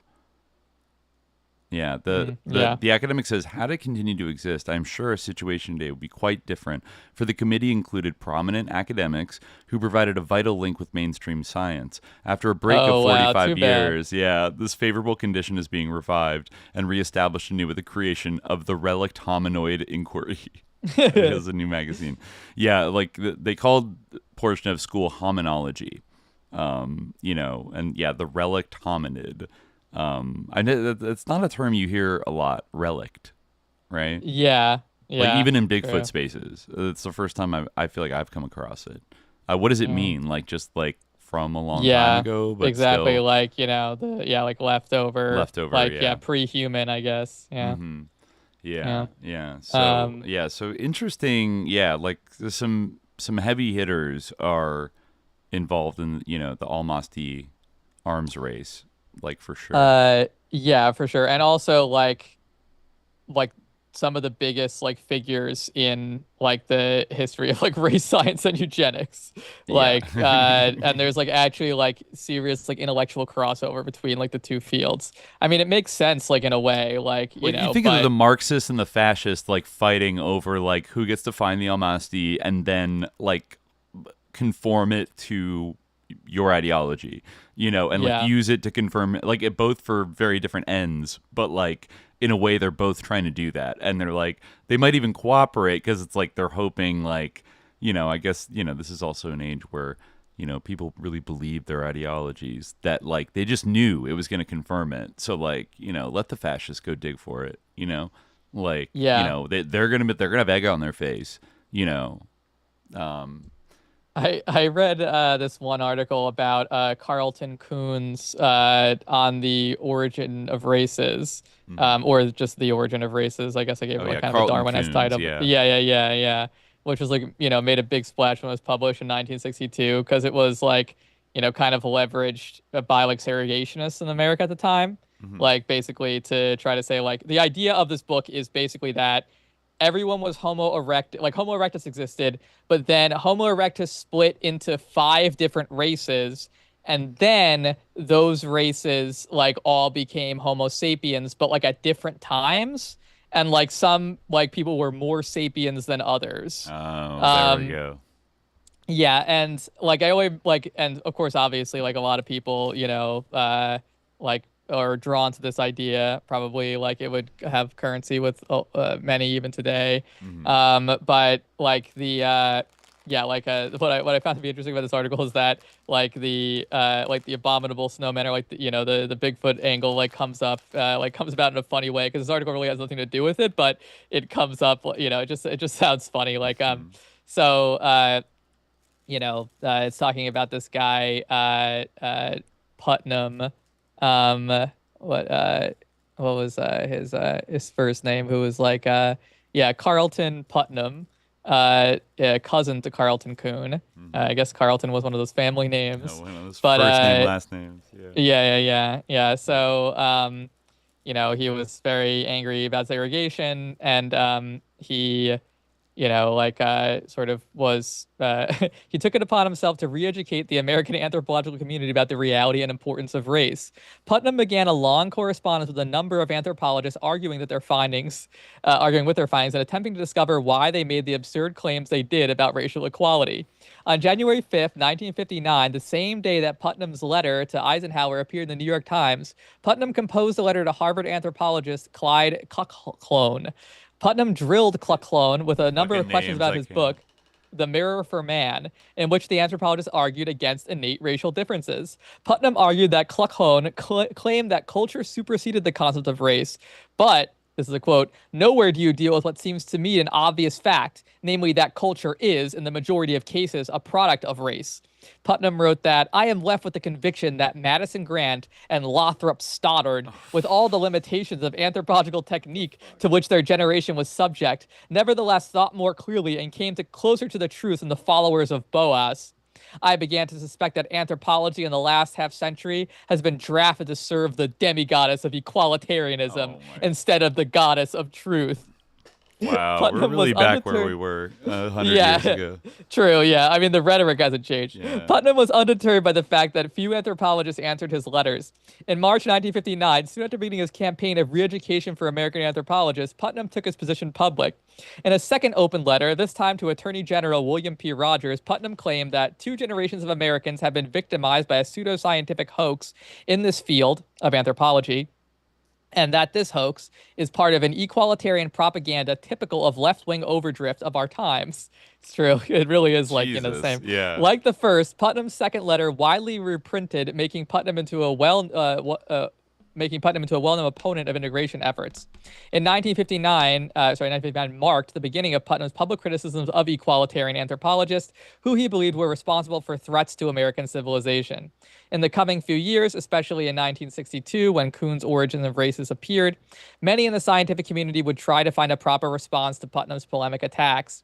Putnam's use of the curious word equalitarianism is significant, for it was the favorite term for those few scientists who shared Putnam's beliefs in the Negro's capacity for civilization.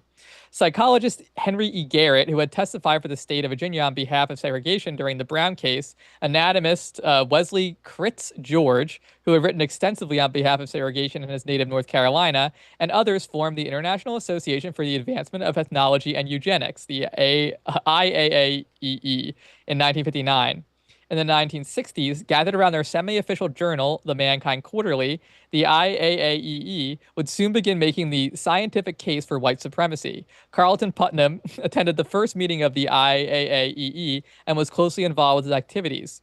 Kuhn knew many of the scientists involved with the IAEE. He and Italian, I like how it kind of sounds like a Bigfoot noise if you pronounce it like phonetically, like yeah.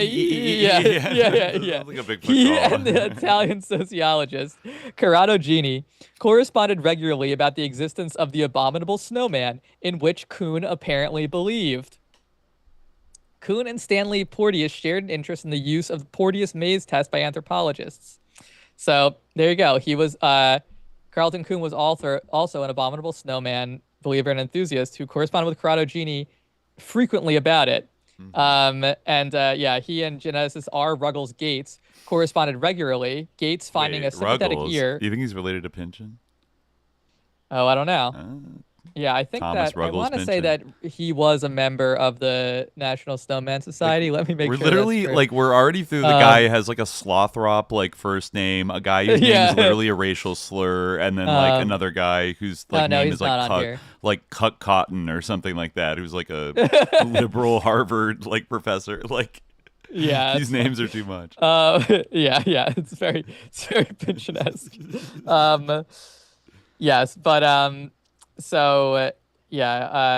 not all these guys cross over with the Society for the Study of Human like hairy bipeds, but there was also didn't we discover that Axel Wenner-Gren had an anthropological foundation that was investigating Bigfoot in some capacity?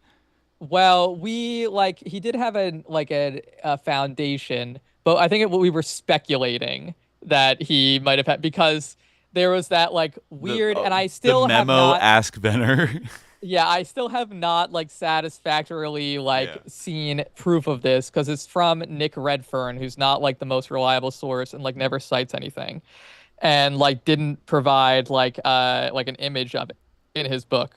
So, but he said that he reviewed like an NSA white paper basically, and like we were able to find the original white paper. We weren't able to find like the marginalia that he claimed that it had, which was like, it was about like sort of psychic testing on animals, like the ability of, as I recall, people should listen to Bigfoot 1, but as I recall, it was like a mother animal was like, it was either the children or the mother, they were separated, and one or the other was placed in like a submarine and like drowned basically, and the animals that were on the surface would like intuit it or like know and like be sad, and this is like seen as proof of like ESP.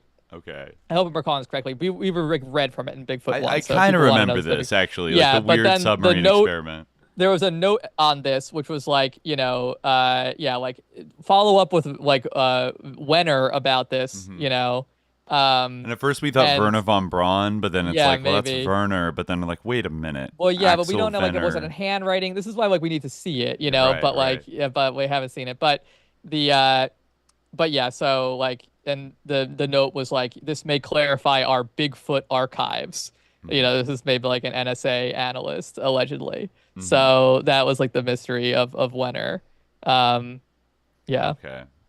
So, yeah. Yeah. But so the Corrado Gini connection to Bigfoot and to like the bell curve was something I wanted to mention. But you wanted to talk about the Dyatlov Pass? Maybe because somebody in the chat brought it up. I think we were asked about this in like a Q&A episode, and we talked about it. I feel like we might have talked about it. Yeah, maybe, but I know we talked about the Almasti in the Caucasus during World War II, and we definitely brought it up at some point. I definitely had the Dyatlov Pass like noted in my notes to talk about for Bigfoot too. Right. There is some kind of like newer evidence or hypotheses that have been done about it in about the last like 5 years, where now people are kind of saying like these scientists have solved the Dyatlov Pass mystery. Just for, I guess, to recap, for people that don't remember what that is, I think it was in the late 1950s. There was a group it was scientists, right? I want to say 1959. Yeah, 10 hikers were setting out on a winter trek through the Ural Mountains in the Soviet Union, and one of them had like a sciatica outbreak and went back after a few days. But the other 9 continued, and then they were not heard from for like almost a month, and a search party went And then they found these bodies like horribly like injured and like ripped up and in various states of dress with bizarre injuries, with one appearing to have bitten off part of his own knuckle. And then they eventually found all 9 bodies. One had a fractured skull, another had a twisted neck. 2 were missing their eyes, and one of the bodies with no eyes was also missing her tongue. And so, of course, you know, this there are many theories thrown around about, you know, what actually happened to these people. But the one that's most exciting that we're going to talk about is that they were killed by Yetis. I guess not Almasties because they don't hurt humans; they're peaceful. But they're evil cousins, you know, the Yetis. Well, do we know that for sure? Well, I mean, that's just, I guess, local folk knowledge is that Almasties. Well, the Almas and the Almasti are the same, right? It's like probably like some like conjugation suffix thing. Yeah. The Almas, like in Mongolia, like they can be like pretty scary.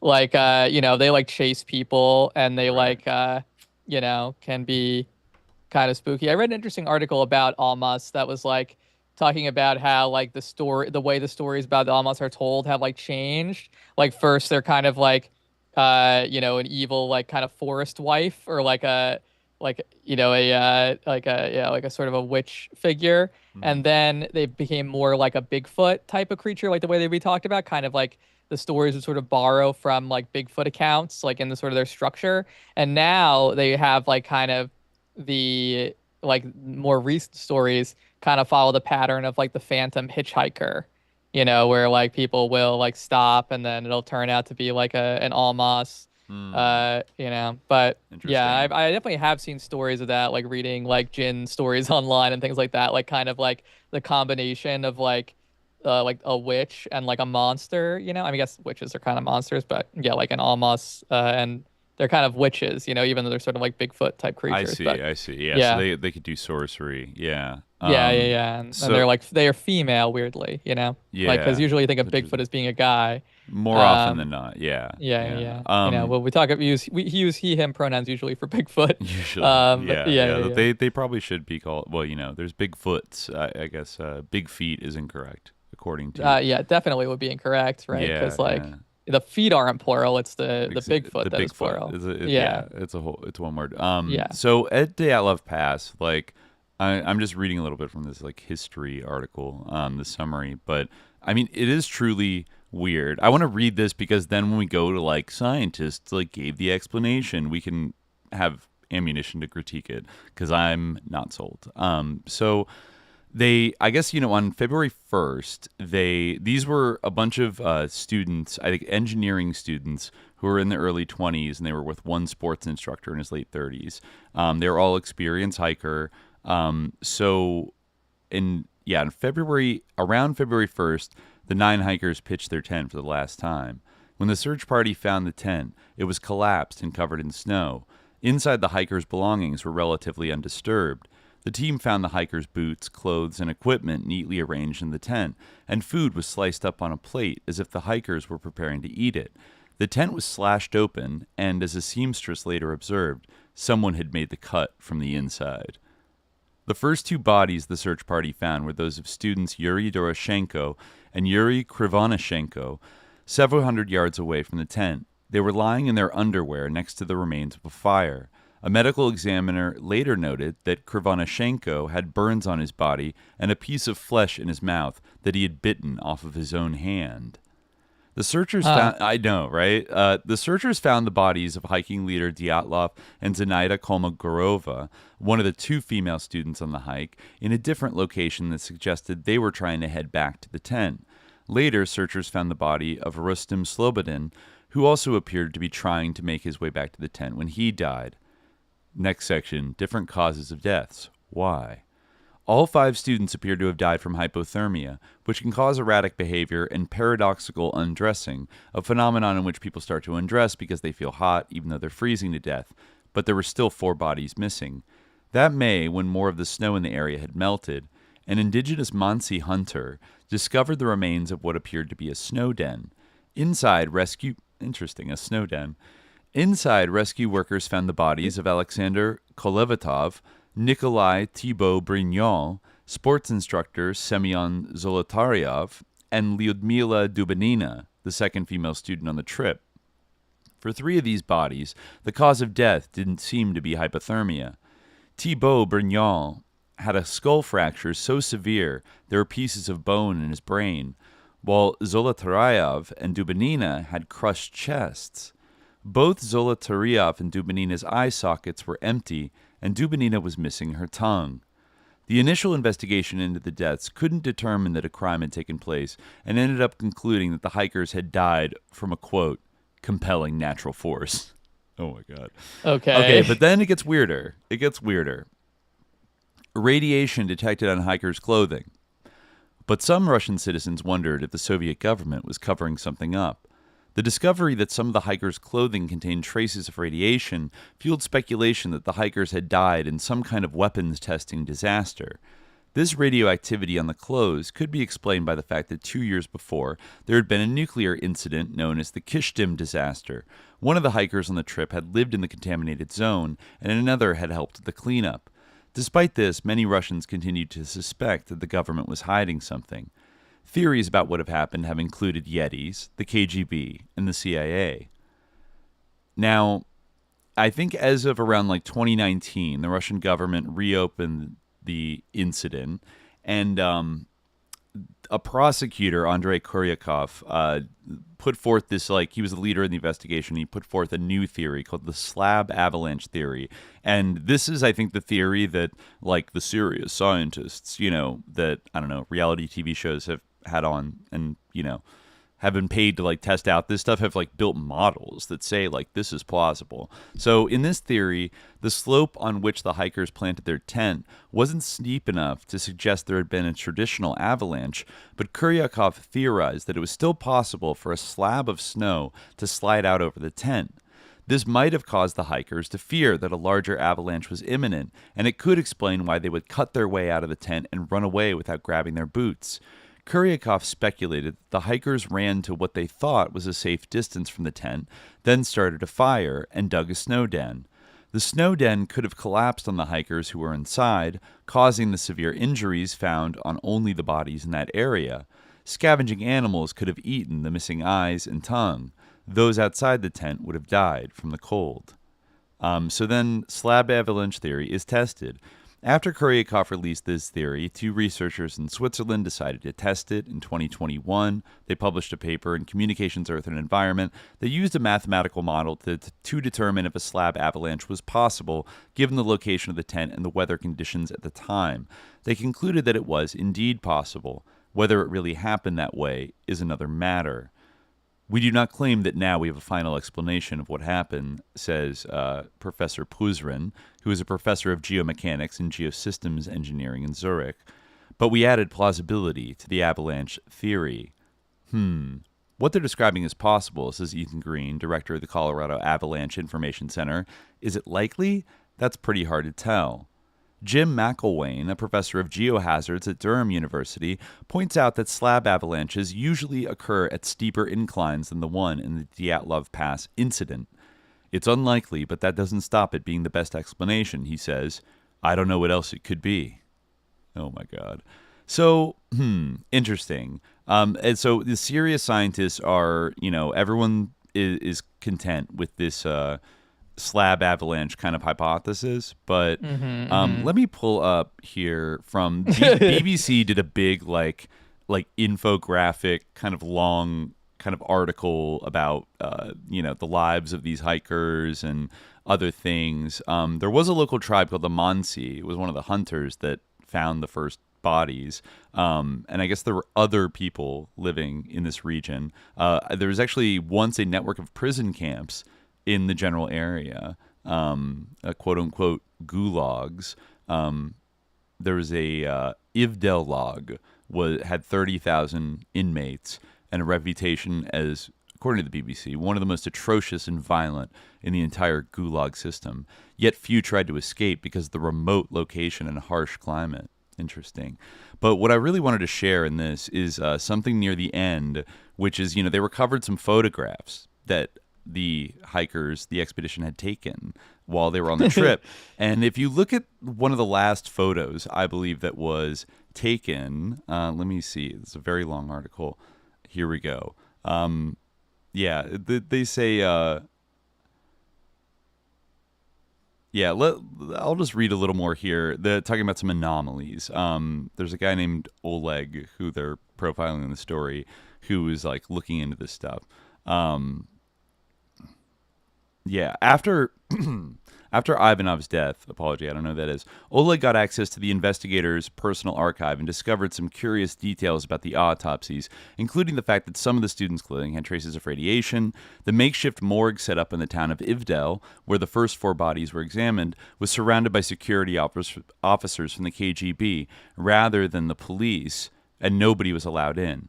Oleg mentions one more anomaly. A big barrel of alcohol was delivered before the autopsies, which he believes investigators used as a primitive form of protection against radiation.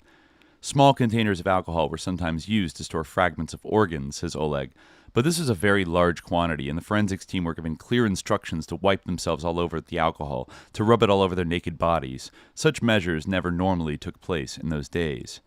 But if the military was testing new weapons and there was a radiation leak, why did it only affect those 9 students, and why wasn't the whole area contaminated? Oleg points out that it is a huge area geographically, and few would have been aware of fallout in such a remote wilderness. Secondly, at the time of the students' deaths, many animals and birds were found dead, and local people were suddenly banned from using water from wells. They had to bring in water from elsewhere. Valery, the Mansi Forest warden, told me that reindeer herders were banned from the area and hunting was not allowed for 4 years after the incident. Something else makes Oleg suspicious. In the autopsy reports, it says that fragments of the internal organs of the first 5 bodies were sent for chemical analysis. He unearthed a signed document stating the organs had been successfully delivered and were stored in a fridge. But as soon as the results were known, some people came to the laboratory and took the samples away, along with the paperwork. I don't exclude the possibility that the problem fell from the sky, says Oleg, meaning there was an explosion. It's impossible to say whether it was a military rocket. But why did the young people leave their tent in such a hurry and cut their way out? Because they couldn't breathe, perhaps? Maybe they were affected by poisonous rocket fuel. There have also been conjectures about shock waves from a low-flying jet or a strange tornado-like wind which terrified the students and forced them to run semi-clad into the snow. Others believe that the violent injuries they suffered were caused by the Russian Yeti, an ape-like creature that towers above the average human. The evidence for this is one blurry photo taken by one of the students of what appears to be a supernaturally tall figure behind a tree. And hold on, I will share this for the chat here. See for yourself, folks. I don't know if I would say it's necessarily supernaturally tall, like just looking at it. This could this not be like one of the hikers? Yes. They are wearing quite dark monochromatic clothing, I would say, almost if they had a body of fur. Also, like, what would the context for this be? Like, okay, so let's say, because it seems like the Yeti attack scenario would be that, like, they were all hanging out in their tent, and then the Yeti just came, like, barreling toward their tent, like, rah! And they all, like, had to cut their way out of the tent, not wearing their warm clothes, and, like, run from the Yeti, and, like, walk me through, like, how the Yeti, like, what would the Yeti have done, and, like, how, where does this picture factor into it? This is a good point. Like, when did they take this? Like, was the Yeti, like, peacefully stalking them for, like, hours beforehand?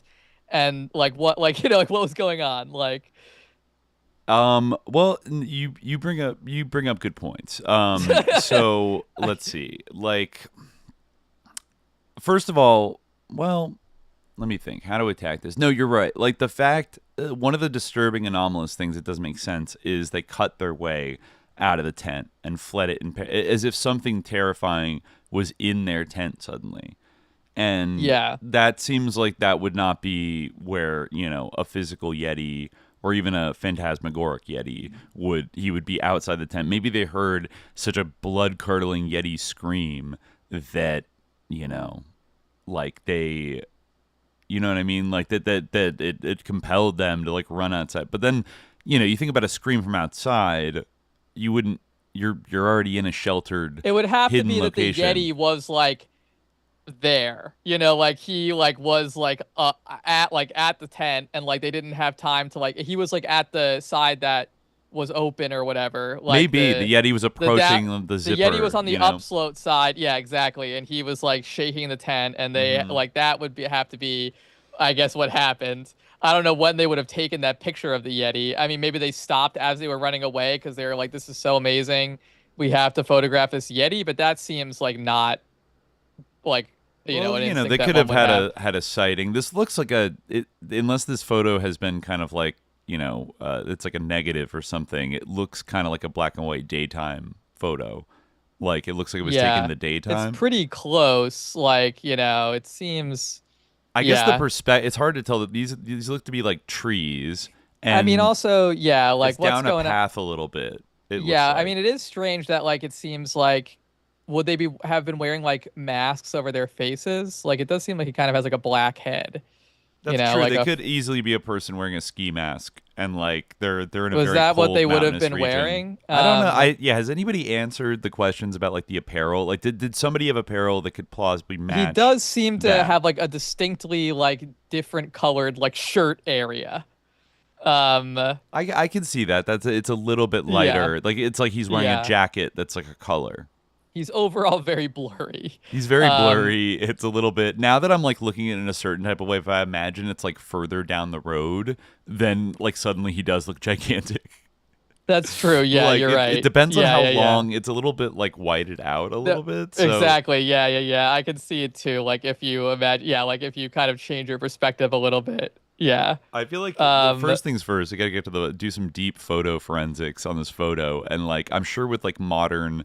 I'm sure if I just threw it into Photoshop, I could probably like tweak it in a way that would like make it seem more clear, like that would elucidate like what the figure is. But in this kind of black and white, considered that this could be the Yeti? Has anybody considered it? Has they seem to blow really past looked into this? Yeah. The other thing I throw out, dismissed it because it seems so plausible. This is just one of the hikers, but has anyone done the deep photo forensics that we need to do?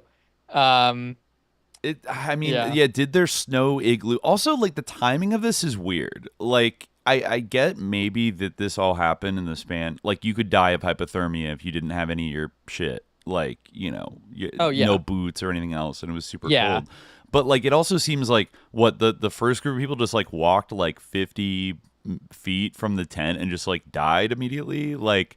And they died of hypothermia without being like horribly injured, and the other people were like bashed up and and had their eyes removed and blah blah blah. And like sure, that could have been a wolf like or after something. The fact, yeah, could have been. But also and it's like the other guy like bit his knuckle. That would be like he went delusional or something. That's the thing. The guy who collapsed outside of the tent like bit a part of his hand off, and like. I don't know, like, it's like, what's the time span of all this happening? Because, like, alternate theory, and this gets more into, like, malevolent psychic, like, Jinn influence, is somebody inside that tent went insane. Yeah, that could be, like, or something like that. Something happened, like, inside the tent that made people want to, like, run away from somebody in the tent or something. Just to recap, like, while we're speculating here, like, the official explanation is that they like did something like that, like they cut into like a slab. They cut deeply into a snow packet right close to the slope. They picked a spot where the mountain peak offered shelter from the strongest winds. But that like a snow slab that caused a snow slab to detach, and then that buried the tent. Yeah, and that pinned them and caused their injuries. And then they were afraid of the full-scale avalanche, like you said, so that's why they cut their way out. But then they couldn't get back to their tent. The avalanche didn't happen. They fled, and then they tried to get back to the tent, and so they took shelter in the woods. And then, like, they couldn't survive in those conditions. Well, I guess. I think that according to the official thing is that some of the people built like a snow igloo, like the remaining, I guess, like 4 or 5 people who were left, like built the ones who didn't die kind of like near the tent, and the guy who bit his hand off was like one of the, I guess, earlier people to die, like who died of hypothermia. So then like the second group that has like the two women who had their eyes gouged out, they built like a little igloo or something, which indicates to me that they at least had like some time to like construct something. And then the hypothesis from like these researchers is that, well, maybe the igloo they built like collapsed on them, and that's why their chests are bashed in and the guy's like skull is like smashed. But also like if you build an igloo, like can that I imagine you might get buried and like suffocate, but like is the little igloo they built like big enough to like instantly kill them from what like how tall could it be? Like this is 5-6 feet? Kuryakov, who I think you mentioned, this is what he said. So the 9 skiers retreated downhill, taking shelter under the cedar tree and building a fire. Because the young trees nearby were icy and wet, someone climbed the cedar to break branches higher up, hence the skin and scraps of clothing found in the trunk. The fire they built, it's funny to imagine like a different explanation where like a Yeti like smashed the tree. Sorry, I maybe it's a bit too macabre, but a fire they built in these extreme conditions was not enough to save them, however. The 2 most poorly dressed of the group died first. The burned skin on their bodies came from their desperate efforts to seek warmth from the fire.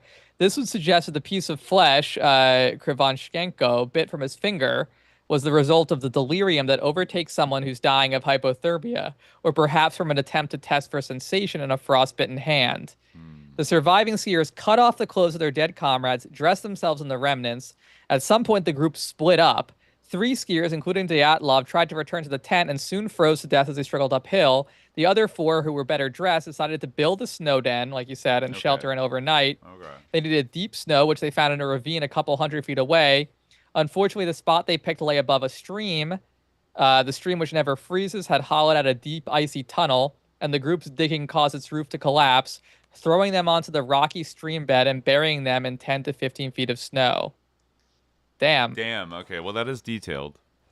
And that, that is a detailed reconstruction of events, and it is a plausible narrative, but, and the radiation that was found on them, his explanation for that is that the mantles using camp linters at the time contained small amounts of the radioactive element thorium. Oh. And also, the expedition took place less than 2 years after the world's 3rd worst nuclear accident, which occurred at the Mayak nuclear complex south of Sverdlovsk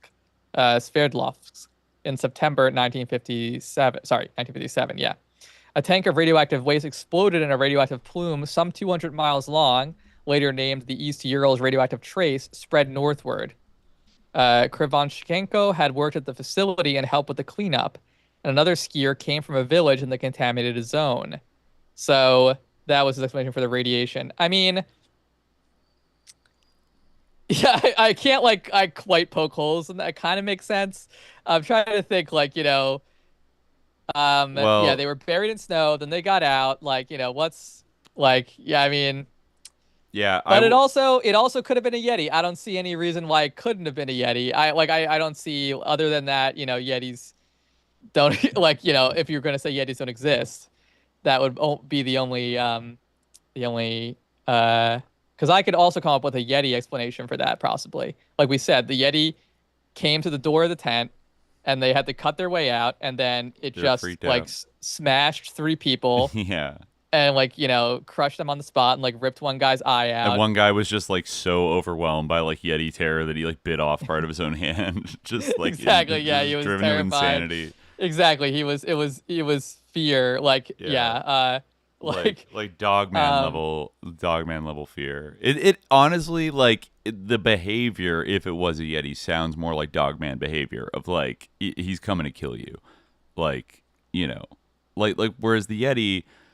It's hard to find a lot of evidence out there, or even apocryphal tales of Yetis seem to Yetis and Bigfoot seem to to kidnap, if anything, Yeah, no, that's true. There's no story death. That's kind of a horror movie that you might see, but not something that has ever happened. To human knowledge. There was that Teddy Roosevelt story. There was. Where there's violence. Yeah. A lot of the Russians at the end of this BBC article kind of like shoot down the idea that to the KGB they covered it up because they said, first of all, like nobody can keep any secrets. Like one of the soldiers would have like let it slip, before or gotten drunk and like said something, and also like the government kind of organized or like allowed the organization of like civilian search parties for them after they went missing. And they said like if it really was like a weapons test, like they would never allow that, like they would have had military do it. There's a little bit of Dracularity because like on the other side, like there are like the sort of, accounts that like it was American mercenaries, that it was some kind of like, CIA rendezvous was planned. So, and they were killed by like that's like the sort of like other side of the explanation. Right. Like some are blaming like, the Russian government. They do mention this. That Semyon Zolotaryov, who I think was the 38-year-old sports instructor who died, who was kind of like unlike all of them were like in their early 20s and were like engineering kind of like grad students. So he's like the one kind of odd man out. And one of these people that Natalia Versagova, who's a Pravda journalist, her and her husband, they've been like writing like I guess stories about it for years. And she said, she lobbied successfully to get the body of Semyon Zolotaryov exhumed. He was the odd man out, the 38-year-old in the group who conspiracy theorists suspect of being an agent for the CIA or the KGB. Take your pick. So, So I don't know what the results for that. But then there's the last possibility. Could they have been murdered? This is the latest theory doing the rounds on Russian TV. I think this is written in like 2019, maybe. In July, a program called Na Samom Dele, which means in truth, ran an hour-long special. Edward Tumanov, a forensic pathologist, told a shocked studio audience that one of the students was tied to a tree and tortured before his death. Wow. So I tried to look up that documentary. I was not able to find kind of any information about it. There is like a dyatlovpass.com. I'm not sure like what stance they take. There's just a theories controversy FAQ tab. Wow, there's so many like there's like more questions about the tent. I think I did, like not like recently, but I think I did watch a documentary, the Discovery Channel documentary that was like made about like the Dyatlov Pass and how it was a killer Russian Yeti. And like they had this one guy who would just continue. It was one of those things where it almost seemed like it was kind of like the people who were doing it were sort of tongue in cheek in a way, because there was this one guy. I mean, maybe he was sincere, but he just kept repeating like there's only one explanation: killer Russian Yeti. And like they played that, how these like because they like they always want to catch you up after the commercial break. They played that like 5 times, but I mean, this is a like a Dracula detail. The skiers had actually been joking about Yetis a few hours before they died. Oh my God. How do we know that? A spoof propaganda leaflet was found in the tent. Alongside such items as greeting the 21st Congress with increased birth rate among hikers was the following: science. In recent years, there has been a heated debate about the existence of the Yeti. Latest evidence indicates the Yeti lives in the northern Urals near Mount Otorten. Still, the photograph, this article says, though blurry, probably just a member of the group. Well, which member? If it's so clear, who is it? Why does he have no facial features? Explain. Yeah. But and they also, but apparently the very last photo was this strange, did you see this? Like it's a strange streak of light. Oh yeah. I saw that on the controversy page. But apparently that is like typical of the end of film rolls. Yeah. According to this. It's a pretty normal. Article. Yeah, you get kind of like a washed out like final image, I guess. Yeah, frame 34, it says. I don't know why that this website, maybe on a different page, they discuss the photo of the figure, right? They do point out that Zolotaryov was found with his camera around his neck, and they said the camera was intact, even though his he had a beating to the head and a chest caused by 5 broken ribs and 2 fracture lines. The camera was intact. The more I know, the less it makes sense. All right. So this website is interested. Psychic photography, interesting. They actually bring up the kind of like, I think, Carillion photography that we talked about way back when. Wow, interesting. And they kind of tie it to these photographs are a clear indication of fallen angel higher level demonic involvement, several of which appear to capture a partial physical manifestation of a higher level shape-shifting demon. Yakomenko describes, this is a friend of the Dyatlov group, he describes some of the photos as having a small but very bright object, a bright little dot, which is typical of fallen angels and of higher level demons, and manifesting in orb form that people mistakenly refer to as aliens or UFOs. That's from author Cora Hull in Fallen Angels Exposed that they quote on this website.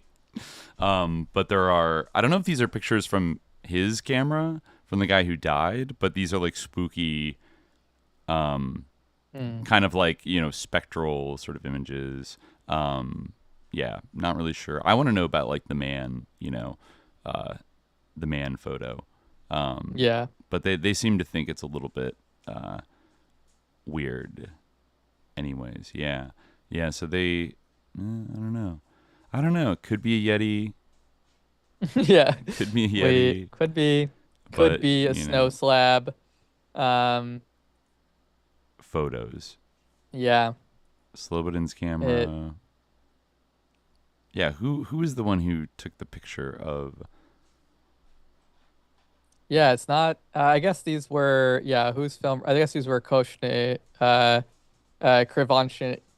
Krivonchenko. Yeah, this guess would be his camera. Yeah. Okay. So I'm looking at other ones, like looking at kind of the focal length, and okay, there's people are skiing. Oh, another thing I remember was that because there was damage to one of the hikers' hearts, her aorta was like smashed or something. There it had also internal damage, but there was no physical punctures or anything on the outside, which I guess would be consistent with them being crushed, by a distributed very heavy weight.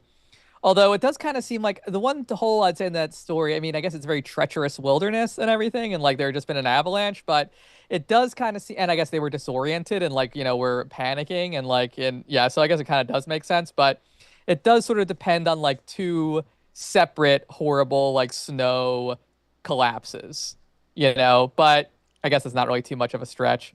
It's probably less of a stretch than a Yeti attack, but I mean, but I remember in that Discovery Channel documentary, the fact that one of their hearts exploded. They said that was because it exploded from fear. She saw the Yeti and her heart instantly exploded because she was so afraid of the Yeti. Interesting. Wow. Yeah. Which, another person driven to madness by, there's something, it's Lovecraftian that you could postulate in terms of that they just died of fear or something. Yeah. Also, Thibaut Brignol was the one who took the Yeti man pic. Okay. And the second, the pic right before it is a guy in a jacket and a hood, bending over. And they seem to be out kind of, and then it is a blurry, it's out of focus, the final pic. You can tell that the tree in the foreground is kind of in focus and it's a little bit blurry. So it could be this guy, his friend of his, that is wearing this hood. He has a kind of a light, his jacket's a little bit lighter than his pants, I would say, and he has a hood around it.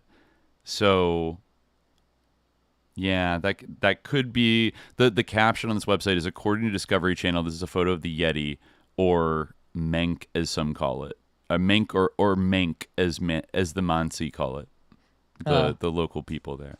Yeah, but anyways, yeah, I don't know. It's certainly Dracula. Yes, that's a story that is laden with Dracularity, and no account of it will put the speculation to rest. No matter, how mundane of explanation they come up with, it'll still be picked apart. I'm sure we're far from the first or the last podcast to discuss the Dyatlov Pass through any angle. Yeah. But I guess there are a couple more things I have in the notes. Again, I don't know if we'll get them all, which I guess is good news for Bigfoot 3 whenever we do it. Right. But I did want to mention, like, I don't know if we mentioned this in Bigfoot one, but Peter Matheson, who founded the Paris Review under the auspices of the CIA, right, was also really into Bigfoot. Oh, which I found to be kind of, he was really, really into Bigfoot, and like had like a whole collection of like Bigfoot books, and like intended before his death maybe to write a book about Bigfoot. Yeah, it comes up like in a lot of his work. You know, he wrote about the Yeti in his book, The Snow Leopard, and in fact, he claimed to have seen it. Wow. But yeah, like he mentions it in like a couple of his. I didn't look them up, but I did read this this article called Peter Matheson's Bigfoot.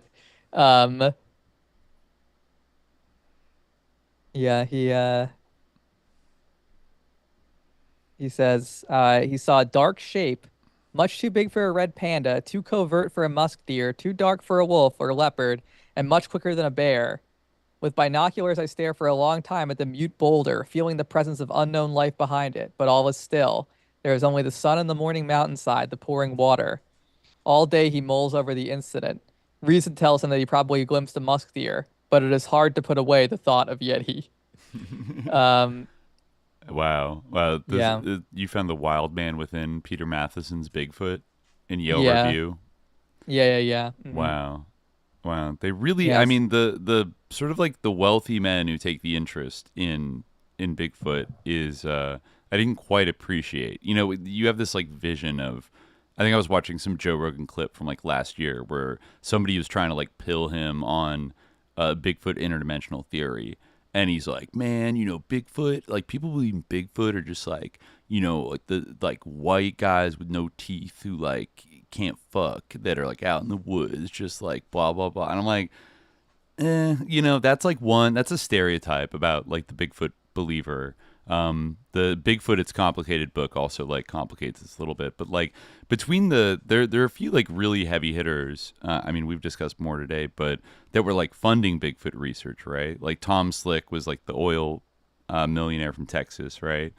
And then you also had Robert Rines and Tom Page as well, who were like huge backers throughout the second half of the 20th century. And that I think that maybe it was Robert Rines, prominent Boston lawyer who there were a bunch of FBI files that were like declassified that, you know, people kind of celebrated like, oh, there's nothing about actually Bigfoot in there, you know, like debunked. But Robert Rines is also very obsessed with Nessie, the Loch Ness monster. Right. Right. And so he was actually more known for that. And I guess he was like a polymath who had more than 80 patents. He founded Franklin Pierce Law Center. That's Barbara Bush's ancestor. The first law school in New Hampshire. He taught patent law at Harvard and MIT, his alma mater. In his spare time, he composed music for Broadway and off-Broadway shows. He even won an Emmy, but the Loch Ness Monster was his obsession. Which I guess, he claims he saw it on a vacation to Scotland in 1972 through a telescope. He eyed a large, darkish hump with rough mottled skin like the back of an elephant, according to the New Yorker. So he, this is interesting. Yeah, he tried to lure Nessie to the surface with, quote, sexual stimulants, tape recordings of the mating and eating rituals of various fish and aquatic mammals dropped in the depths of her watery lair. Needless to say, Nessie resisted temptations. For later expeditions, Rines collaborated with MIT's famed Harold Doc Edgerton to attempt underwater photographs of the monster. He got involved with like mounting cameras on dolphins, but then he had to cancel it when one of them died. Like, I think I forget if they looked up like the reason why it died. Like, I think they put it in Loch Ness because it's like not the right habitat. Like, isn't Loch Ness like freshwater? Or no, it is saltwater. I really don't even. I guess so. I'm not sure what happened. There's a long article about it. Oh no, it is freshwater. Okay, it is freshwater. So probably like a sea dolphin shouldn't be in freshwater.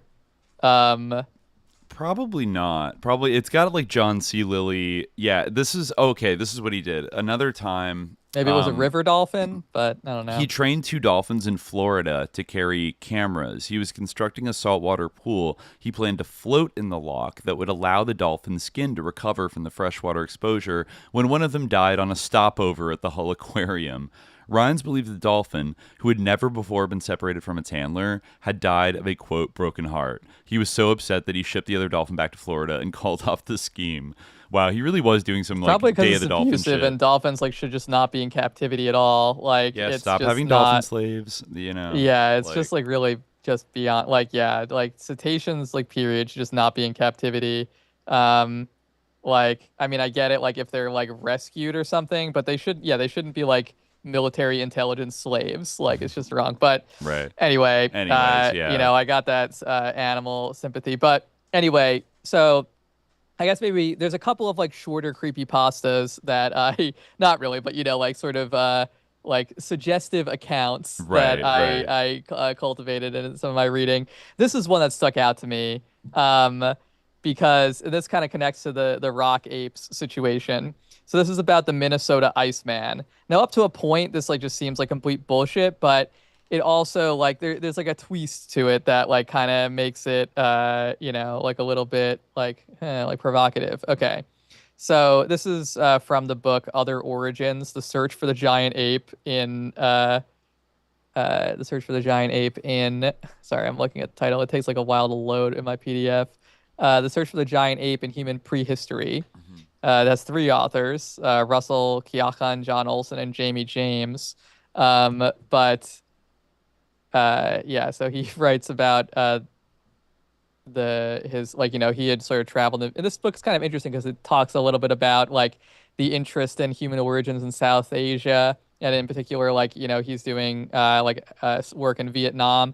I almost felt like this book, or the authors are, I almost felt like this book was weirdly kind of sympathetic to multiple human origin theories, in kind of a coded way, or at least kind of the idea that modern humans didn't quite develop in Africa, but later on in South Asia, which was kind of an idea that's circulated for a while. It's a little bit of an old book. It seems like it was written in the 90s or something, but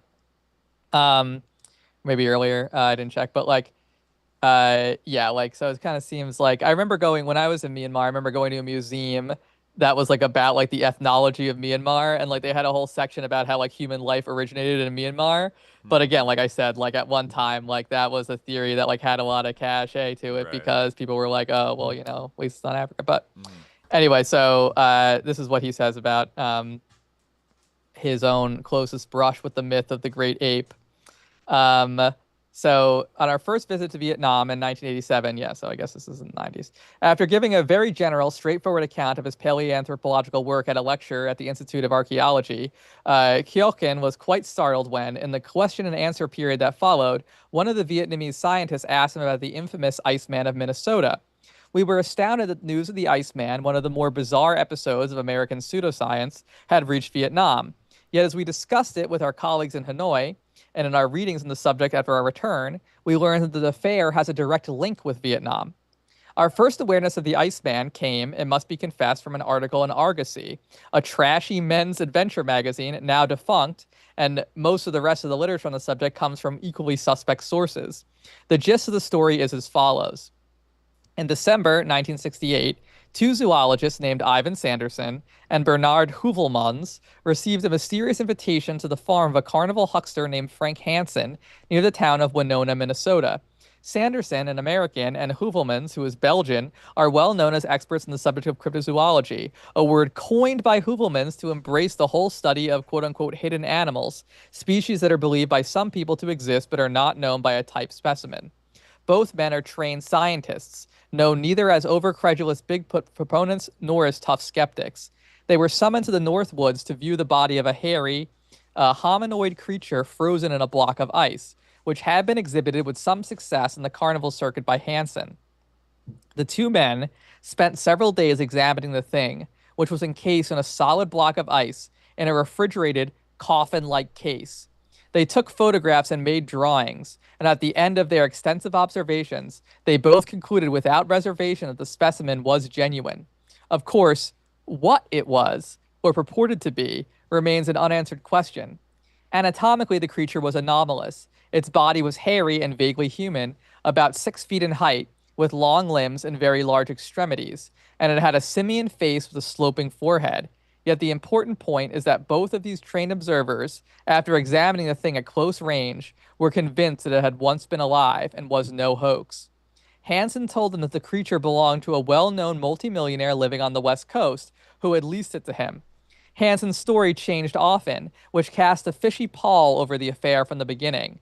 First, he said that the creature had been found floating in a block of natural ice in the Sea of Okhotsk by Russian sealers. Later, the Iceman's discoverers became Japanese whalers. The following year, the Carney artist, quote-unquote, confessed in an article in an Argosy-like magazine called Saga that the Iceman was actually a native of the Minnesota woods, that he, Hansen, had shot the creature himself and made up the story about the Sea of Okhotsk for the carnival spiel in order to boost ticket sales. I mean, I don't know why that would give you more ticket sales, but whatever. Despite Hansen's shiftiness, Sanderson remained sufficiently convinced of the Iceman's authenticity to involve the Smithsonian Institution.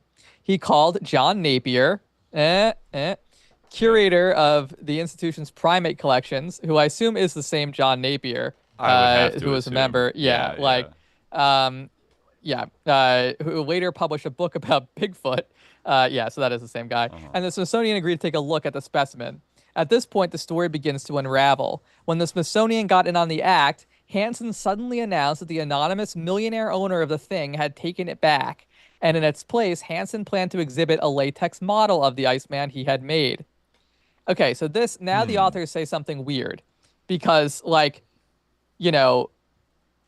obviously, when you hear that, you're thinking, okay, so he never had a real Iceman, and he just said, oh, here's a latex model of it, but there always was only one Iceman all along. The latex model. He was just saying, yeah, exactly. Yeah. But the authors then say, it is clear from photographs of Hansen's new Iceman that it was not the same thing Heuvelmans and Sanderson had seen in 1968. I feel like that is, I don't know, maybe... I will say it is possible that one could make a more hyper-realistic one and then deliberately make one that looks somewhat different to sort of didn't they have photos of it, or are they going by their descriptions? I want to know. Yeah, they do have. Well, I guess they're going off their descriptions. Okay. That's maybe the idea. They do have Heuvelmans looking at it in a photograph. Yeah, so it does. There are photographs they can compare, and they say it looks different. Okay. So yeah. It's not just the fact that these. Because I was gonna say if it's just based on the fact that these serious scientists were convinced by this, is maybe overstating the understating the credulity that serious scientists are capable of. Remember Sir Arthur Conan Doyle and the cotton leaf fairies and all that stuff, the cardboard cutout fairies. The Great Detective. But so anyway, so it's the same thing. Naturally, the Smithsonian withdrew its intention of having anything to do with so peculiar an enterprise. That gave rise to a number of conspiracy theories, including the persistent rumor that a real Bigfoot specimen had been found, but that the Smithsonian had masterminded its disappearance and discredited Frank Hansen because, so goes the theory, the scientific establishment would be embarrassed if the existence of such a creature became known. The authors don't credit that idea at all, because if real scientists would be the first ones to be fascinated by such a major find. But, I mean, what if they were threatened? What if it wasn't the scientific community that was pulling the strings? Right. What if somebody was sexually blackmailing the scientific community by taking them into an island and, what's happening? Yeah. What happens today? Or what if they were just simply threatened, because the Smithsonian is obviously very much under the auspices of the U.S. government. Of course. So they might not have had. Yeah, they might not have had the choice. Yeah, this is too high value of a discovery to just be put out in public, and Yeah, or I don't know. I mean, it is I remember talking to Bourne in the Discord about how he was talking to some people in I think it was in Ghana. Excuse me if I'm wrong, but it was in Africa. And like I think in West Africa, and he was talking to some people about like jinn, and one guy had said like, like someone shot a jinn back in World War II, but now it's not possible to like shoot jinn anymore. But and there are lots of stories about like, people like shooting jinn or like, the physicality of jinn, but it is, yeah. So my question is, what did they find? But anyway, there's a little bit more that makes this kind of interesting. So, the question remains though: what did Ivor Sanderson and Bernard Heuvelman see? Given the extremely shady circumstances, it is impossible to give the Iceman any credence as a scientific find. Yet it is nonetheless very hard to believe that two trained zoologists, whatever their expectations might have been, could be completely deceived by a fake. Again, that seems like, I don't know, but, now, what does all this have to do with Vietnam? Our colleagues at the Institute of Archaeology knew all about the Iceman because the Argosy story detailing the whole adventure had been translated into Vietnamese and published in a popular science journal there, a circumstance which will seem almost inexpressibly strange to anyone who knows anything about Vietnamese publishing. Furthermore, yet another theory of the Iceman's origin, one we were not aware of until our first visit to Hanoi, is that the creature was shot by an American soldier during the Vietnam War, and that its corpse was frozen and secretly shipped back to the States by the U.S. military intelligence. My God. This is like a Phoenix program, like a rock ape that was captured. Yes, which hid it in a coffin disguised as a war casualty. That particularly colorful version seems to be known to many American veterans of the war. Since the publicity about our research into Gigantopithecus in Vietnam, we have received several letters from veterans who say that they were face-to-face with huge hairy apes in the Southeast Asian jungle when they were posted in Vietnam. The rock apes, giant of Kandahar, folks. Yeah, no, that's interesting. I did not see that coming, but that's a much more believable chain of custody than finding it floating in like a piece of ice. That doesn't make any sense. Yeah. That's like too ridiculous. Like, how would you see that? That sounds like the novel Frankenstein or something, or like Captain America, like they find him frozen in a block of ice. Right, it's like he's a superhero from finding a person frozen in a block of ice. That's like some other things too, like what's it called? That movie about a caveman. They find Encino him. Man? Yeah, I think so, right? Yeah. They find him in a block of ice, right? I think so. Somehow they bring him back to life. Yeah.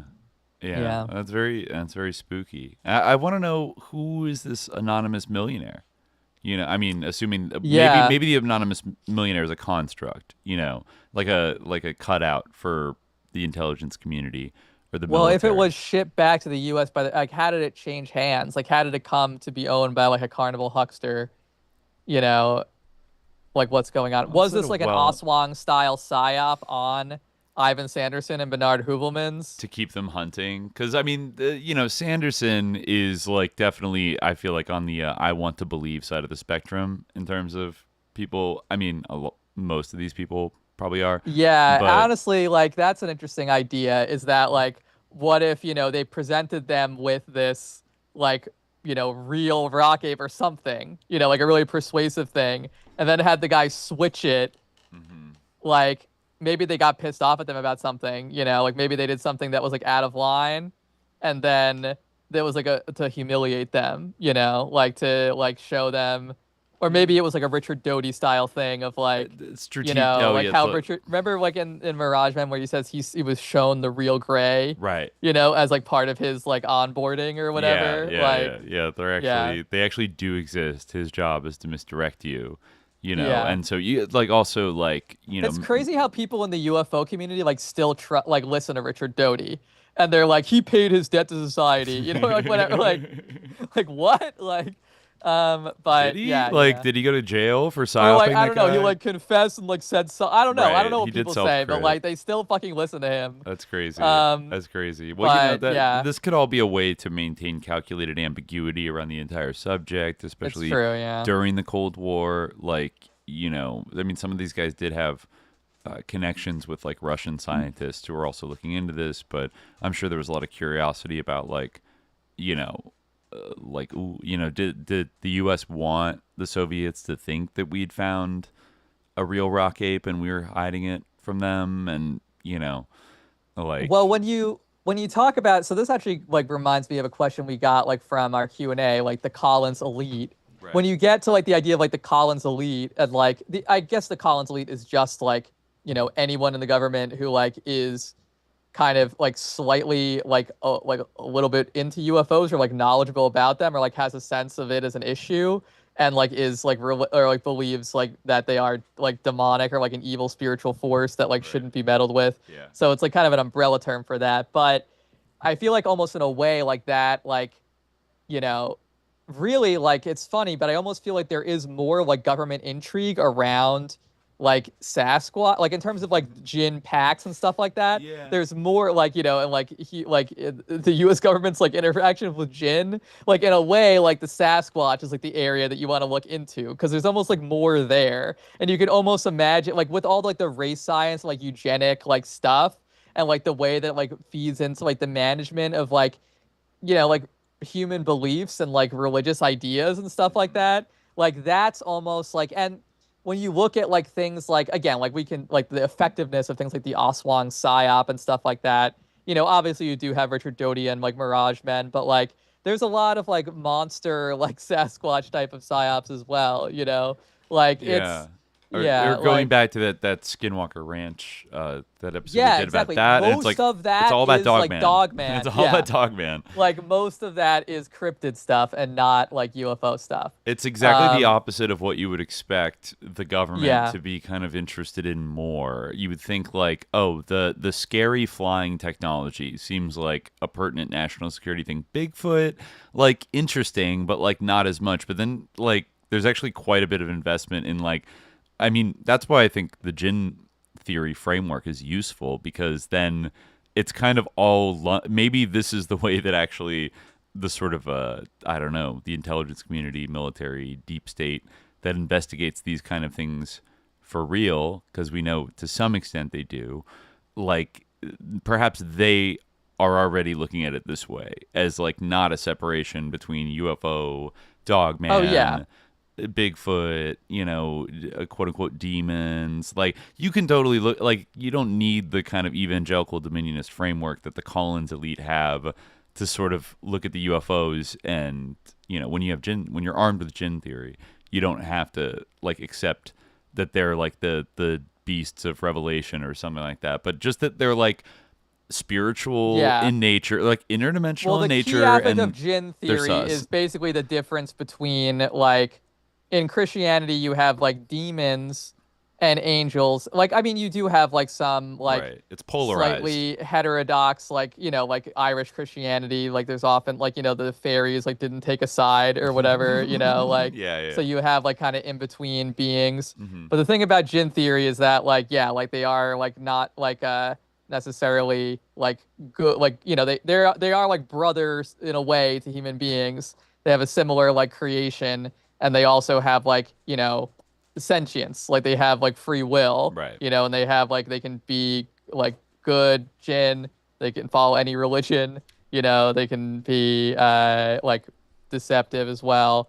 And you like, if you think about them too much and interact with them too much, and like you start to go crazy, which is one thing that like, you know, definitely unites a lot of people who are into the subject. But like, I mean, and like now I almost feel like, you know, you have to be like you have to be wary around Jinn theory, because when we started this podcast, I've said this before, but when we started this podcast, it really is true that Jinn theory was like still kind of like, you know, on the fringes of the fringe, like it was like not, you know, but now you have like kind of at least a version of it.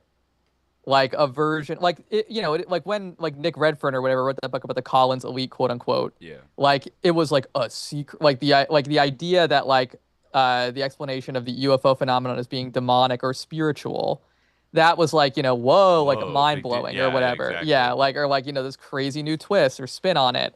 But now like you have like literally like, you know, the biggest, like, who was at one time the biggest cable news host, like in history, Tucker, like, or in the country, like promoting this idea, like, so, you know, one has to be wary of how like this idea also is like now like being like brought out and like managed, you know, because I'm personally subscribed to, I mean, Tucker's take on it, like demonic, is like not the same as my as the more nuanced Jinn theory take. However, like, even though I'm a proponent of Jinn theory, I still like have to be like on my toes, because now I see like that. Like my take on it is that like they knew they couldn't suppress Jinn theory forever. Like the people were waking up, folks, right. And they knew they had to like they get control and like seize the Jinn narrative. Right. So now they're trying to like bring it into this direction, and that's exactly what they were trying to do with the Iceman. But yeah. So they always want to stay out ahead of it, and have control over, some ideas, like their time will, come. I guess like Jacques Vallée and others were kind of like flirting with the idea of Jinn theory in a way with UFOs, like the he definitely was hyperdimensionals. Yeah, he definitely was more than flirting. I would say that like he like didn't. I mean, he didn't have like the like Islamic epistemological grounding. Although he did have like some in his books, like he mentioned like Islamic occasionalism at one point. Oh yeah. So he kind of like had like, insofar as he was knowledgeable about it. I mean, the fact is that like it's like anything about Islam is not considered generalizable knowledge like in like the US or like in Europe at all. And like knowledge of it is like very fringe, and almost every single like culture, and like I'd say almost every single like in terms of like anthropology, or like especially like like think about like Peter Matheson, Zen Buddhist, it really goes back to the Cold War situation where like the like all that in the sort of sus 60s, where all that like spiritual energy was directed toward particular places, to India, to like Japan, to Tibet, right? It was not like directed towards like Sufism. Like you do have like some spiritual 60s seekers like who are sus in their own right, like Abdul Qadir Sufi, like Ian Dallas, people like that, who did like get into that stuff. Called themselves Sufi, but like not really. Like, well, there's a little bit of like porosity, especially like in like subcontinental religion, but like anyway, like it's generally like not known about. So I feel like there needs like if people like who are into the paranormal or whatever like get grounded in Jinn theory like from an actual like Islamic perspective, then like there's so much clarity that it brings. However, that being said, like one thing I genuinely want to say is that like I think that the point you made earlier about how like there is like and I think this is actually something that Jacques Vallée like appreciated as well, like it's the element of deception. Like he like understood there was like an element of human deception and possibly an element like of non-human deception. And like one story that I came across in my reading was from Sir John Froissart's Chronicles of England, France, Spain, and Portugal. This guy died like circa 1410. Wow. And he has this account of like an event that happened. Talk about like this sort of like to kind of bring it back around to the Catholic Yeti ritual. This takes place in the court of Charles VI, King of France, and so he writes about this. Of the adventure of a dance this is an English translation that was done by John Bouchier Berners, Lord John Bouchier Berners in the 16th century, I think, or maybe the mid 15th. Doesn't just says his lifespan. But so it fortuned. This is an adventure of a dance that was made at Paris in the likeness of wood woses. So those are like wild men. Okay. That's what a wood woses is. It has a footnote which clarifies savages. But these are like kind of like hairy men, wherein the French king was in peril of death. It fortuned that soon after the retaining of this foresaid knight, a marriage was made in the king's house between the young knight of Vermandois and one of the queen's gentlewomen. And because they were both of the king's house, the king's uncles, I'm reading this in this voice because it's like written in this, Middle English orthography here. Their uncles and other lords, ladies, and damoiselles made a great triumph. There was the Dukes of Orleans, Berry, and Bourgogne, and their boys dancing and making great joy. The king made a great supper to the lords and ladies, and the queen kept her estate, desiring every man to be merry. There was a squire of Normandy called Hogriman of Jensey. He advised to make some pastime. You can really see, like, you know, in the way they wrote it, like how they spoke, like back then. The day of the marriage, which was on a Tuesday before Candlemas, he proided for a mummery against night. He doised, I don't know what doised, he died, maybe. 6 coats made of linen cloth, covered with pitch, and thereon flax like hair, and had them ready in a chamber. The king put on one of them, and so they all basically dressed up made as Bigfoot. like, yeah, they dressed up as Bigfoot. The son of the Lord Nanthrolyet had on the 6th, and the squire himself had on the 5th. And the squire himself had in the 6th. I got confused because, you know, the way they write the S's. You know, like F's. And when they were thus arrayed in these said clothes and sewed fast in them, they seemed like wild woodwoses, full of hair from the top of the head to the sole of the foot. This deuce pleased well. I guess this is device. This device, sorry. This device pleased well the French king, and was well content with the squire for it. They were apparelled in these coats secretly in a chamber that no man knew thereof, but such as helped them. When Sir Juan of Foix had well advised these coits, he said to the king, "Sir, command straitly that no man approach here, but with any approach near us with any torches of fire. For if the fire fasten in any of these coats, we shall all be burnt without remedy." Burnt is spelled Brent. The king answered and said, "Jan, ye speak well and wisely. It shall be done as ye hast devised." And incontinent sent for an usher of his chamber, commanding him to go into the chamber where the ladies danced, and to command all the varlets, or the valets, holding torches to stand up by the walls, and none of them to approach near to the woodwoses that should come thither to dance. The usher did the king's commandment, which was fulfilled. Soon after, the Duke of Orleans entered the hall, accompanied by the 4 knights and 6 torches, and knew nothing of the king's commandment for the torches, nor of the mummery that was coming thither, but thought to behold the dancing, and began himself to dance. Therewith the king, with the 5 other, came in, and they were so disguised in flax that no man knew them. 5 of them were fastened to one another. The king was loose, and went before and led the device. When they entered into the hall, every man took so great heed to them that they forgot the torches. No. The king departed from his company and went to the ladies to sport with them, and as youth required, and so passed by the queen and came to the Duchess of Berry, who took and held him by the arm to know what he was. But the king would not show his name. Then the Duchess said, "Ye shall not escape me till I know your name." In this mean season great mischief fell on the other, and by reason of the Duke of Orleans, howbeit it was by ignorance and against his will, for if he had considered before the mischief that fell, he would not have done as he did for all the good in the world. Oh, no. But he was so desirous to know what personages the 5 were that danced, he put one of the torches that his servants held so near, servants. Yeah. It's spelled very weirdly, that the heat of the fire entered into the flax, wherein if fire take, there is no remedy, and suddenly was on a bright flame. So each of them set fire on other. The pitch was so fastened to the linen cloth that their shirts so dry and fine, and so joining to their fleece, that they began to burn and to cry for help.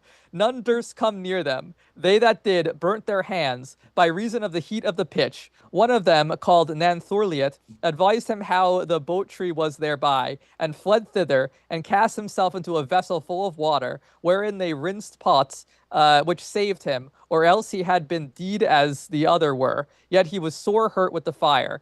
When the queen heard the cry they made, she doted on her of the king, for which she knew well that he should be one of the 6, wherewith she fell in a swoon, and the knights and ladies came and comforted her. I guess a swoon. She fell in a swoon. Yeah. Spelled sown. S-O-W-N-E. A piteous noise there was in the hall. The Duchess of Berry delivered the king from that peril, for she did cast over him the train of her gown, and covered him from the fire. The king would have gone from her. "Whither will ye go?" quod she. "Ye see well how your company burns. What are ye?" "I am the king," quoth he. Haste you, quoth she, and get you into other apparel, that the queen may see you, for she is in great fear of you. Fear for you, we would say now. Yeah. Therewith the king departed out of the hall, and in haste changed his apparel, and came to the queen. And the Duchess of Berry had somewhat comforted her, and had showed her how she should see the king shortly. Therewith the king came to the queen. The bastard of Foy's, who was all on fire, cried ever with a loud voice, save the king, save the king. Thus was the king saved. It was happy for him that he went from his company, or else he had been dead without remedy. This great mischief fell thus about midnight in the hall of St. Paul in Paris, where there was 2 brent to death in the place, and the other 2, the bastard of Foy's and the Earl of Joy, borne to their lodgings, and died within 2 days after in great misery and pain. Thus the feast of this marriage break up in heaviness.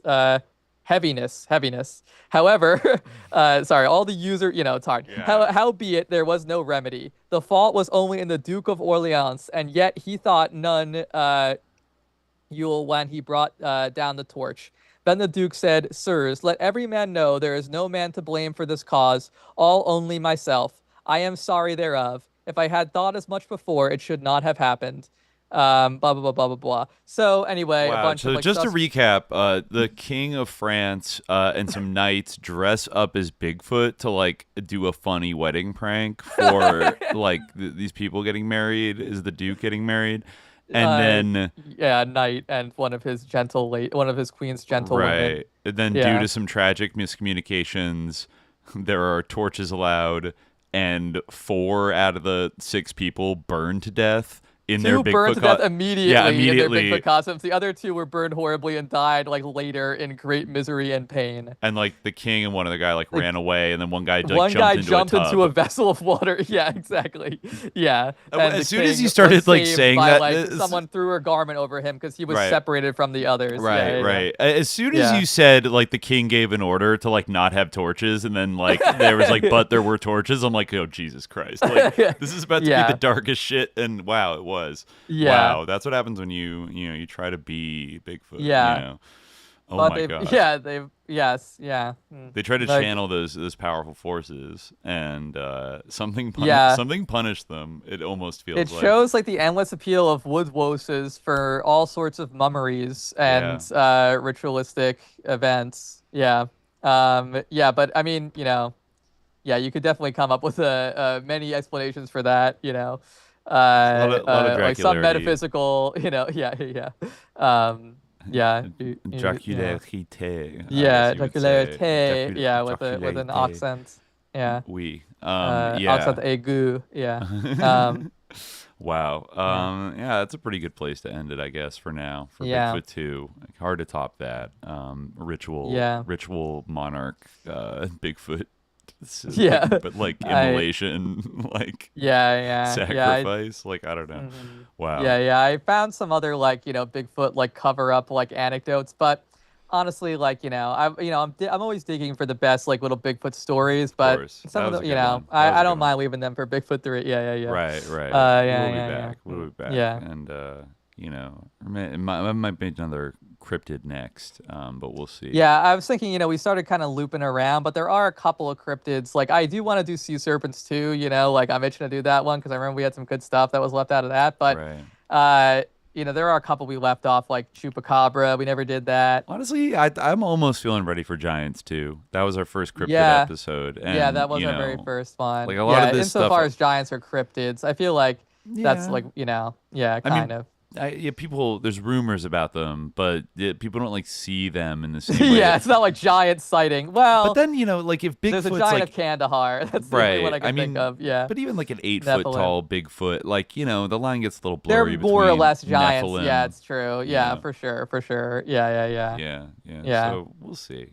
Could be any of those. Yeah, Chupacabra and its Puerto Rican origins could be very interesting. Yeah, that's true. Yeah, it's you don't see too many island cryptids. It has a Latinx brand identity, which is kind of unique. Yeah. No, it's relatively like recent too, right? Yeah, fairly recent for sure. It's kind of got a we never did like big birds.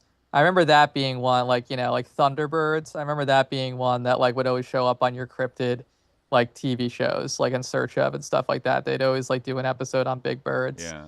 But I feel like, is that like an episode? I mean, we did big cats. I mean, so I feel like we can make anything work if we made British big cats work.